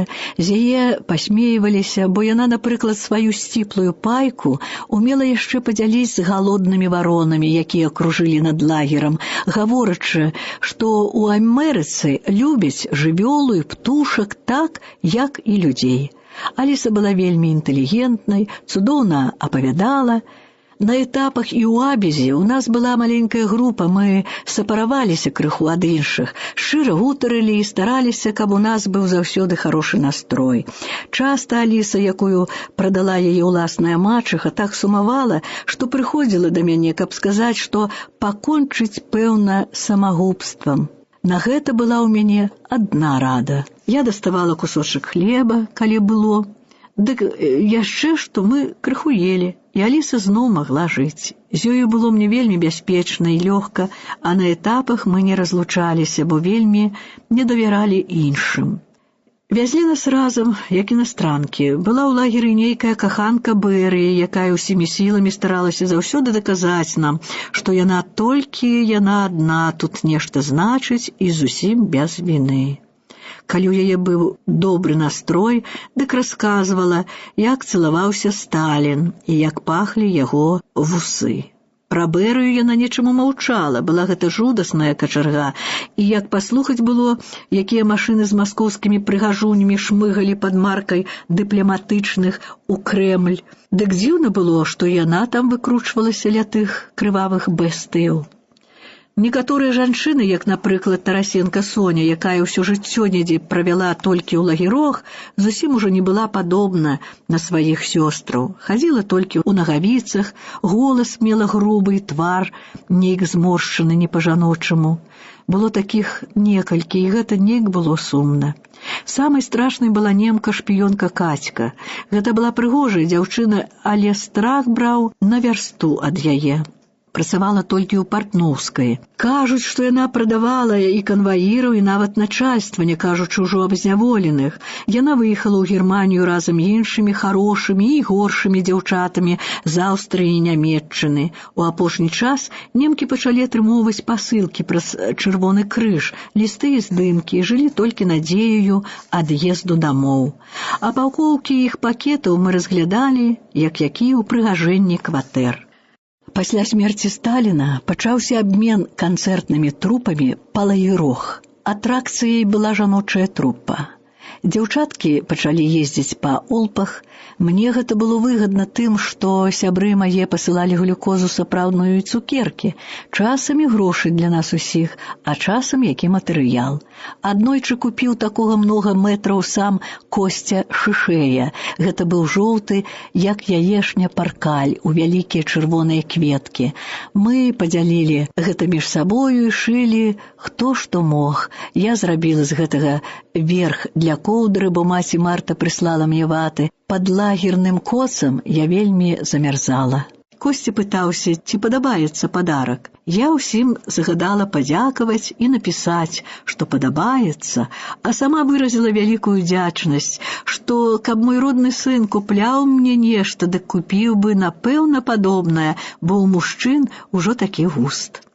Мая гэта коўдра вельмі падабалася жонцы Пракоф'ева. Яна была іспанкай і казала, што ў іх такі сцяг, чырвоны і жоўты. Была гэта старшая, але яшчэ прыгожая жанчына, сыны ёй пісалі, а сам Пракоф'еў, здаецца, з ёю развёўся. Увосень мы яшчэ будавалі дамбу ля Інты на некалькі метраў, высокую. Былі разам лёд і балота. Мы з насілкамі валаклі зямлю наверх дамбы, слізгаліся, падалі ў балота. Лайма не магла злапаць паветра, другіх калаціла эпілепсія ці сардэчныя прыступы. Вельмі стараліся толькі літоўкі. Казлоў раздаваў усім па папяросе. Часам былі ўзварушлівыя хвіліны. Мы працуем на базе Орса, а што гэта, я і сёння добра не ведаю. Бліжыцца Новы год, і мы ачышчаем зону ад неймавернай колькасці снегу. Здаецца, што гэта база засабляе Інту, галоўнае яе начальства прадуктамі. Бліжыцца вечар, неба зрабілася чырвоным, ліловым, жоўтым, наагул несказана прыгожым, але мароз пранізвае бушлаты, мы дрыжымо. Адкідаць снег — гэта не кіркаваць. Пры ломе і кірцы нават у 40 градусаў спацееш, а тут мы збіліся ў групку, грэемся словамі, хочам у зону, бо змерзлі. Каля нас шмыгаюць вальняшкі і бытавікі, якія расканваіраваныя, працуюць на гэтай базе. Іх мы пазнаем па тым, што яны, як і мы, у бушлатах. Здалёк узіраецца на нас высокі стройны юнак, твар у яго нейкі няроўны, але вельмі прыемны, рашучы, нейкі інтэлігентны. Ён знік недзе, пасля зноў паказаўся, і вось падыходзіць да нас, хоць збліжацца да нас нельга. Падышоўшы, ён расшпыліў ля нас сваю целагрэйку, і на паўночны зледзянелы снег пасыпаліся самыя сапраўдныя паўдзённыя мандарыны. Мы анямелі спачатку, а пасля, як дзікуны, накінуліся на іх, рвалі іх са снегу, тапталі, вырывалі сабе з рук гэты цуд на поўначы. Юнак, які для нас украў у сытага начальства гэтую радасць, знік, і добра, што ён не бачыў нашых паводзінаў. Аднак мала хто з'еў тую мандарынку. Мы іх прынеслі ў зоны, аддалі дзецям у іх зоне. Падзялілі па долечцы паміж сабою. Мы здолелі на Вялікдзень падзяліць одно яечка на 30 частак, каб разгавелася ўся брыгада. Зноў перад Вялікаднем у Вялікую пятніцу раз нас павялі чысціць інту, яе ўскраіны. Яшчэ былі горы снегу, але сонца крыху прыгравала. Мы ўсе амаль посцілі, было нам светла нейк ад надыходзячага вялікага свята.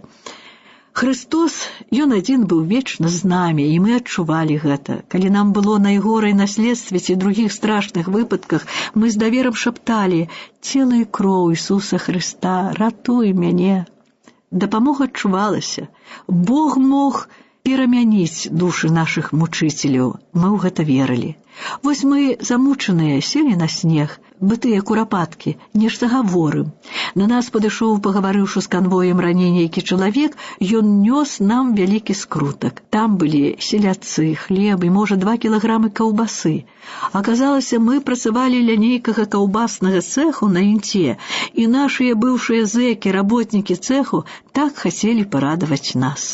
Дзяўчаты ўсё прынеслі мне, каб раздзяліла. Селядцы я раздзяліла роўненька ўсім. А каўбасу мы перанеслі ў зону і пасля спраўлялі разам Вялікдзень. Часам было жудасна. Нас павялі вясной капаць канавы, там, куды вывозілі нечыстоты. Лагер быў тут адвечны, аднагодак, пэўна, савецкай улады, і гэта ўжо было трансава з аднаго бруду. Толькі ў гэтыя дні мы не хацелі есці, не маглі.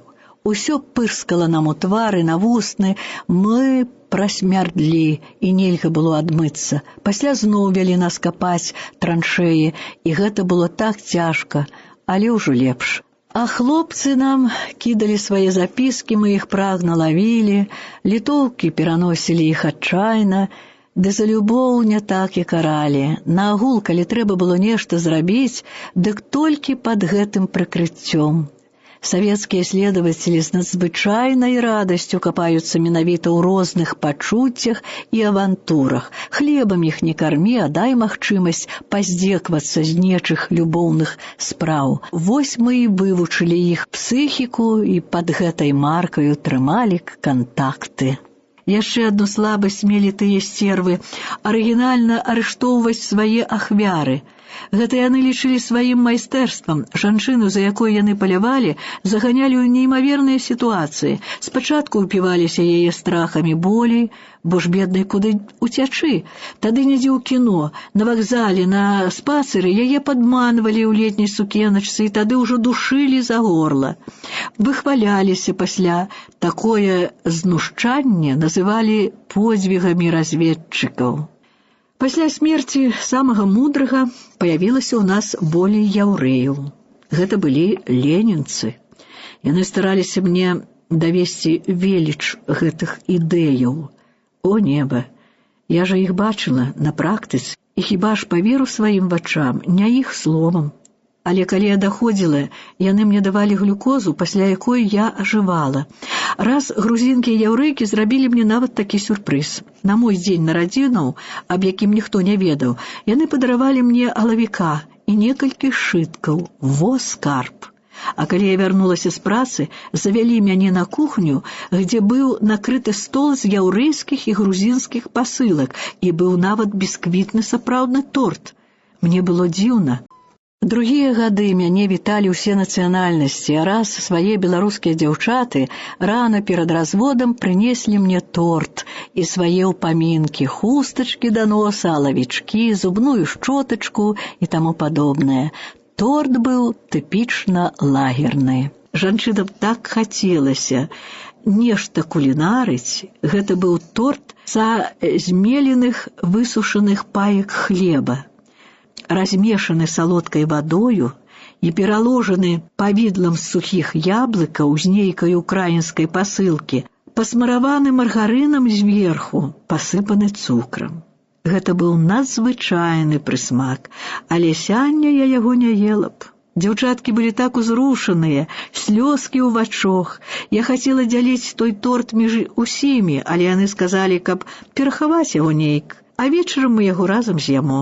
Што ж, наша брыгада працавала ў зоне, рамантаваліся печкі. Я паставіла торт на верхнія нары, прыкрыла рушніком, і тут шмон, ды які! Начальство з інты. Спачатку прыбег з крывавымі вачыма кір'янаў, падыме нары, і як лясне імі, гэта ці пасыплюцца з іх блашчыцы. Падыходзі да маіх нараў, як падняў іх, так торт і падскочыў, як ляснуў, торт і прысеў. О Божа, я ж цяпер з буру не вылезу, але ён нейк са злосці гэтага не заўважыў, шукаў блашчыцаў. За імі жа ідзе хмара на зорак, і во будзе шмон. Я за торт, у сушылку з ім, а там быў у карыце раствор, бо рамантавалі печ мы. Я той торт у ручнік, зверху ў папер, папер аблажыла цэгламі, а на цэглы раствор. Свае ложкі паставіла ў кветкі, бо на стале стаяў букет з іван-чаю, так я іх выратавала. Сама стаю з масцярком ля карыта і працую. Усё ператрусілі сцервы, але ў карыта не дадумаліся. Вечарам прыйшлі мае дзеці, хоць плач, яны бедныя 3 дні не елі сваіх пончыкаў, свае рыбы, цукру. Усё гэта збіралі, хавалі на гэты дзень, мае харошыя, такія шчаслівыя. І вось мы разам, нават Люцыю Антонаўну паклікалі. Нас так много, маўчым, гутарым, крыху спяваем, але найбольшае ў сэрцы і назаўсёды. Так мы той год спаткалі сваю каляду. Болей 30 беларусак, стол свой у сталовай, Сталіна ж няма, ля кожнай нарысованая віншавальная картка са словамі з Евангелля ці іншай вечнай мудрасцю і поўны стол. Надзорка пытаецца, чыя брыгада? Ларыса Геніюш, адказваюць дзяўчаты неяк бязбоязна, горда і глядзяць на мяне. Штрафніка, якога маюць адвесці, а радыё ў сталовай грае якраз «Радзіма моя дарагая». Першы раз чую гэтую песню, ледзь не плачу. Значы, недзе хоць крыху яшчэ жывем, яшчэ нехта так моцна, так шчыра адчувае нашу Беларусь. Яшчэ адзін дзень нарадзінаў, але ён быў, здаецца, раней. Брыгады ў зоне, лета, цвіце іван-чай. З раніцы ідуць, віншуюць мяне, усе амаль людзі, усе нацыі. Букетаў няма где ставіць. Літовачкі нарысавалі Юру, які адзінока сядзіць над Нёманам. Яму разам іх падаркі, пасля беларускія, украінскія, рускія, латыскія. Так да вечара. Я учадзела ад добрых слоў, ад пачуццяў людскіх. Элка напісала «Паэт паэту». Усе цытаты аб паэзіі, асабліва свайго улюбёнага Маяковскага, вялікія 2 аркушы. Прывітанняў высокі стажок. Назаўтра ад сяброў цераз дзяўчат яны не ведалі верш з загалоўкам «Нявольная маці нявольных сыноў». Як яны на руках панясуць мяне дамоў? О, мары светлыя патрыётаў, харошых маіх сыноў! Я хаваю гэта ў сваіх рэчах у капцёрцы. Ноччу на мяне нападаюць, валакуць у капцёрку. Я дастаю пакрысе свае рэчы, а запісачку тую, дарагую, адкідаю ў кут. Надзорка бярэ яе. Мяне выклікае страшны дурны опер. К каму пісаная гэтая запіска? Каму? Не мне кажу, але аба мне. Ведай, гад, гэтыя словы, сыноў аба мне. Ён амаль усё аддае мне, але тое, дарагой запіскі, ліста ад Элкі і інш не дае. Добра, што хоць не ў бур. Нешта гаворыць мне пра срок, так я кажу, усе дарогі вядуць за зону, гэта знача на волю. Нет, все дороги ведут к камунізму. Пярэчыць ён мне, іншых гарызонтаў у такіх не бывае. Я умею шапкі шыць і рукавіцы. шыю іх з лахманоў для найбяднейшых бабак і так цешуся гэтым. А як там мой муж, мой сын, ім, пэўна, холад, а ўся мая сям'я. Ад'язджаючы, я пакінула ў дома бацькоў абаіх. 3 братоў, 3 сястрычак. Гэта было ў канцы 37-га. Я ехала ў Прагу да мужа, яны не плакалі, а мне плач раздзіраў грудзі. Яны не паэты, гэта паэты ўсё чуюць наперад. Цяпер тата мой, мажны, харошы, арыштаваны ў 39-м годзе, забіты ў гродзенскай турме. Мама памерла на высылцы ў Казахстане у 45-м. Каханы з братоў Расціслаў, 1,95 м высокі, з галавою, як залацісты сноп жыта, загінуў пад Берлінам 28 красавіка 1945 года. Маладзенькі Аркадзій, які разам з Аляксеем пайшоў з высылкі ў армію Андерса, ляжыць у польскай братняй магіле ў Ларэта ля Рыма. Маленькая Люся у 54-м годзе загадкава памерла ў Вроцлаве. Аляксея великодушна Англія прыгарнула, а Ксенія і Ніна выстаўленыя на ўсе правакацыі ў Польшчы, як і няшчасны мой сын. Муж зусім адзін у Варкуце недзе. Як я ўжо пазней даведалася, і я. Толькі я не адна, са мною заўсёды людзі, асабліва ўкраінцы, якіх так нязмерна цаню, і добры Бог са мною, а пасля лагеру і мой муж. А пакуль я ўваходжу ў новы лагер, у інвалідскі Абізь. Яшчэ я не ведаю аб смерці маей любімай наймалодшай Людмілы, не ведаю яшчэ, напэўна, толькі са сноў, што сядзіць у польскай вязніцы сын мой, і яму цяжка.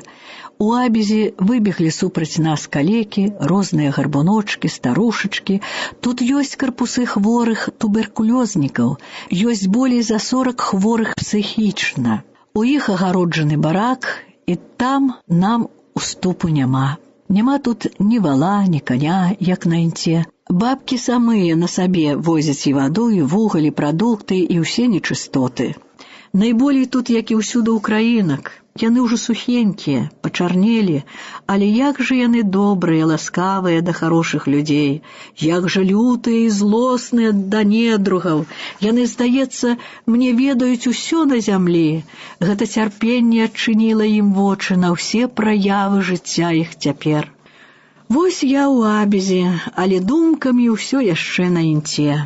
Не магу забыцца, як падышла да мяне вельмі прыгожая расійская дзяўчына Аня Бандарэнка. На работу яна ўсё старалася так завязаць хустачку, каб чубік хорошы было відно, бушлат свой падганяла па фігуры. Хацелася ёй падабацца, хоць сасонкам, хоць людзям, якія глядзяць на яе, а можа, сабе самой. Аднойчы прыйшла да мяне, моўчкі доўга стаяла, а пасля папыталася ціхенька: ці я выслухаю яе, ці памагу, ці змагу палюбіць яе, нягледзячы на тое, што яна расейка. Ой, як жа смешна! Аня, мілая, хорошая дзяўчо, ці ж ёсць, ці ж можа быць тут розніца між вамі ўсімі, такімі беднымі, такімі дарагімі? Ты, як дзіця, мне кажу, і будзеш заўсёды кусочкам сэрца маяго. Я заплакала. Такія пытанні былі не на месцы.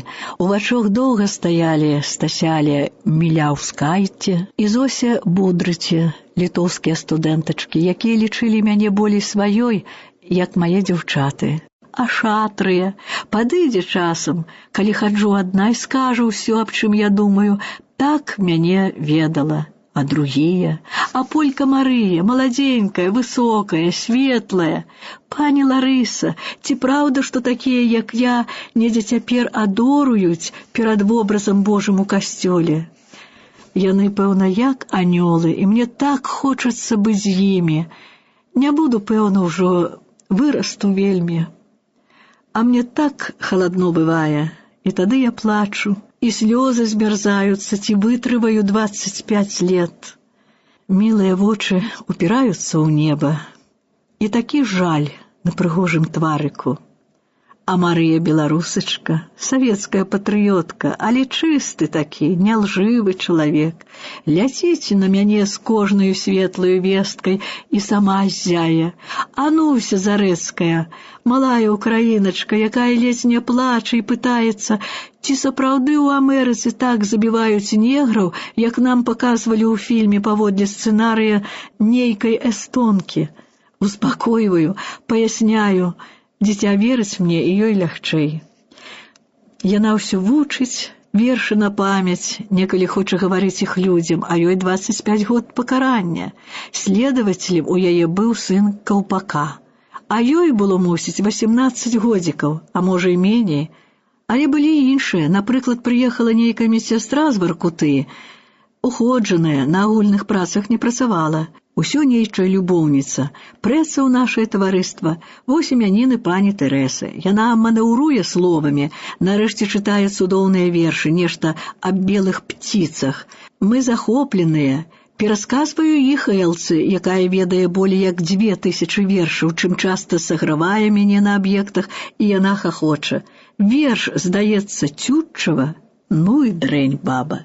Мы рамантуем другую вахту, носім пад падлогу жвір, палажылі дошку, і па дошцы цераз вакно гэта хутчэй і лягчэй.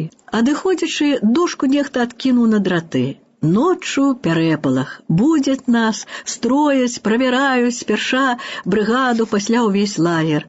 Жарты працавалі так блізка дроту, і была дошка там, і была генію ж там. Во як хто пералез. Назаўтра яўляецца да мяне слаўная дэкляматарка, прысела і пачала казаць. Вось каб гэта уцячы так праз дрот, зайсці ў інту, ў нейкую хату, там забіць людзей, забраць ад іх адзенне і пашпарты і ўцякаць на волю.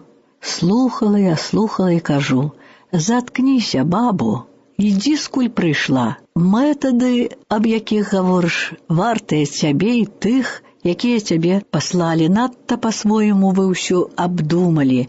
Спеце спакойна, мы выйдзем і так і перажывем яшчэ ўсіх стукачоў. На аб'екце правяраюць канвою, нейкі маёр доўга ўсё круціцца ля нас, а пасля пытаецца ў мяне, ці пазнаю, якое ён нацыі. А скуль я магу ведаць? Я комі, кажа. Бачыце, якія мы цяпер сталі, а якія былі? Так, кажу. Вы былі аленяводамі, людзьмі, і край ваш быў мілы вам, і, можа, людзям, а цяпер вы адзіны страшны лагер, і вы куды горшыя, як былі. Вы дзікія цяпер нелюдзі, якія прададуць за грошы ці муку любога няшчаснага, які б падумаў згэтуль уцячы. Ён замоўк і адышоў, а мы часта іх бачылі, комі. Надта нечаму яны не любілі, калі ім сказаць зыране. Ездзілі яны ў маліцах, такіх скураных балахонах да зямлі, доўгімі пугамі паганялі аленяў. Былі там і дзяўчаты ў белых вышытых шапках з косамі. Найчасцей ездзілі гурбой, крывіліся, убачыўшы нас, адварочваліся за гідай, так ужо іх звучылі. Ну, а яны для нас былі дзікай экзотыкай. Нейк вывелі нас много брыгад на інту. Працуем, а начальство так і круціцца ля нас. Вот сделали преступление, и работать надо, кажа мне нейкі тып у афіцэрскім шынялі да пят. Нічога, кажу, калясо гісторыі круціцца, сядня мы, завтра вы. Ён искочил. Вы знаете, что делают американцы напалмом? Корею жгут. Я не знаю, что где-то делают. Я вижу, что здесь жгут морозом и мерзлотой миллионы людей, и это не лучше. Загадал мне повернуться плячыма, записал номер. Прозвішчаў тады ў нас не пыталіся. Хлопцы нешта робяць ля шурфоў. Каля нашай зоны выкручваецца там і слаўка-прыстаўка здалёк. Кінулі мы запіскі, іх забралі. А там мой верш. Які ж перапалох. Наехала начальство. Мяне ў бур. Вот што она наделала, контрреволюцыя.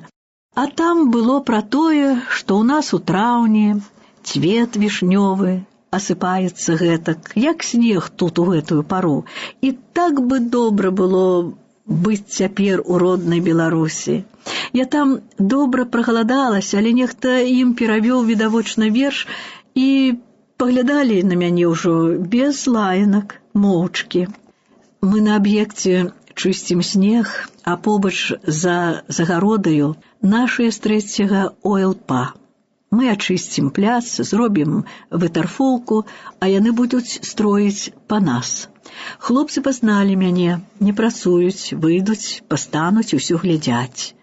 Канвой раве на іх, страляе, а яны крычаць: «Не бойся, мама, ён не смее ў працоўнай зоне забіць нас». А я лікачуся, баюся за іх, ляцяць запіскі: «Мама, мы шчаслівыя, што мы маем сям'ю, нам лягчэй». Вось другія крадуць, нізка падаюць маральна. Учора адзін напаў на канвоя ў страі, яго падстрэлілі, гэта ён здурэў з гора, з адзіноты. А мы трымаемся, маці. Запіска была пісаная лацінкай, такая цёплая, добрая. Я схавала яе, лоўкія пальцы шманалак абмацалі і яе. Кузняцова, загадчыца буру, строгая, страшная. Прыдуркі перад ёю становяцца на калені, калі правінецца. Яна недаровая, выклікае мяне. Што ж, я-то прасіць не буду, ды і гутарыць, як захачу. «Ну што?» – пытаецца, маўчу. «Што делать?» – кажа. «Што ж?» Кажу: «Порушила режим, давайте кару». Худы, затятый твар усмехается. «Слухайте, геніюш, а каб вы написали жалобу, можа, вас пустили б домоў?» «Начальница, а много вы кого пустили? Люди пишуць и пишуць. А што атрымоўваюць? Гэта яны, а вось паспрабуйце вы». Так яна мяне і адпусціла. Ніхто не мог поверыць, што яна могла так зрабіць. Яна сказала мне, што ёй перавялі з места запіскі. Нас з таго месца работы забралі. А лекаркі былі злыя, асабліва нейкая Глафіра. Вывіхнула я нагу, і нага спухла. У войлак не ўлазіць. Ну і далі мне бюлетень. Што ж, трэба прадоўжваць бюлетень, нага не адыходзіць. Глафіра дурэя: «Я бачыла, як вы стройныя дзеці па зоне, вы не хворая». А я заўсёды стройная і ўпаду толькі раз, каб болей не ўстаць. А пакуль нагі ў войлак не ўсаджу, вы дасце мне той бюлетень. Сядзіць такая качарга за марлечкамі ў санчасці, мае сабе яшчэ днявальную і горшая, куды горшая яшчэ за надзоркаў. А тую Кузняцову кажуць, што пару разоў прадалі прыдуркі, і яна мсцілася пасля на людзях. Я, відно, крыху ёй вярнула давера. Адзін раз чысцілі снег ля зоны, ля дратоў. Людзей расставілі. У мяне была гара снегу. І калі усе разышліся, і ў зону не было відна, падышоў канвой, сказаў, што ён з Магілёўшчыны і мяне ведае. Пасля схапіў лапату і пачаў хутка адкідаць снег. Спацеў, пачуў, што падыходзіць другі канвой, і адышоў памалу. Быў вялікі этап. Усіх маладзенькіх кудысьці адвозілі маіх дзяўчат. Былі гэта пераважна літоўкі, украінкі, і між імі такая мілая Лена. Эліце, літовачка, ёй было 19 лет. Забралі яе і мужа Ігнася, якога яна вельмі кахала, і толькі пра яго і гутарыла. Мілае дзіця было збітае на следстве, і найгорай было лётаць. Казала: «Як лётаць, дарагая Эліце?» Я пыталася. А вось ставіць следователь табуретку на табуретку і так аж да столі, а наверх саджае мяне, а пасля вырве апошнюю пры зямлі, і я лячу. Пасля мы сустрэліся. О, поні Ларыса, як казалі яны, нас завязлі ў лес, где сосны пад неба, далі пілку, сякеру і норму, і хоць плач, але мы пасля налаўчыліся, толькі раней быў там лагер блатных мужчын, якія ніколі не выконвалі сваіх нормаў, і мы мусілі выканаць за іх недароблены план бясплатна. Нас замучылі, і мы ўжо зусім дайшлі, але нехта данёс гэта вышэйшаму начальству, і нас выратавалі. Што яны з намі чаўплі, што чаўплі? З вялікіх вачэй прыгожай Эліце толькі ліліся слёзы. Часам былі добрыя прыдуркі. Адна такая Наташа мела нават свой куточак, куды мы прыходзілі грэцца, памыцца. У яе было заўсёды крыху хлеба. Там я сустрэлася з Соняй Свідай. Была яна нейкая сваячка жонкі Тарашкевіча. Гулялі мы з ёю часта ў шахматы, але аднойчы яна папыталася ў мяне, ці саюз беларускай моладзі і самапомач — гэта тое самае? Гэта мяне насторожыла. Каму ж да гэтага была справа? І я ўжо баялася яе. Доўга былі мы і з Люсяй Васількоўскай, з якой сустрэліся ў Горкім. На жаль, маё падазрэнне, што яна стукачка, пацвердзілася. Але яна не была паганай. Раз ледзь не ударыла мяне, бо я даказвала, што і тут капіталізм, толькі капітал у адных руках, і ніхто яго не кантралюе. Яна спалохалася за мяне і сілай змусіла замоўкнуць. Вялікі дзень, а мы за зонаю. Снег, марозік, кірка і лапата. Стала так сумна, і прыгадалася мінулае. Прага, муж, сын. І вось муж на працы. Я чакаю яго, адхіляю фіранку ад акна, гляджу на лімузіны, і мне ўспамінаюцца далёкія хаты. Я п'ю за іх чарку віна і думаю, што некалі я ўсім сваім сёлам дакажу, як умею цярпець за іх і ўсё выцерпець. Адным словам, адхіляючы цюль ад акна, з поўнай чарай, угору паднятай, я стаю ў задуме адна. І вось кажу гэта сваім сёлам. Далей я верш забылася, а канчаецца ён нейк так. Поўнач, сцюжа, вясняныя святы, снег і слёзы па твары, як соль, прада мною кірка і лапата, толькі сэрца ля хатаў і сёл. І як колісь святое распяцце з яснай чашы ля царскіх варот, п'ю свой боль, як вялікае шчасце, за пакутны, каханы народ. Вось змест больш-менш таго велікоднага вершу. Жаль, я доўга памятала яго, але ўсё забываецца пад новым наплывам падзеяў і горкіх спраў. Забылася многа.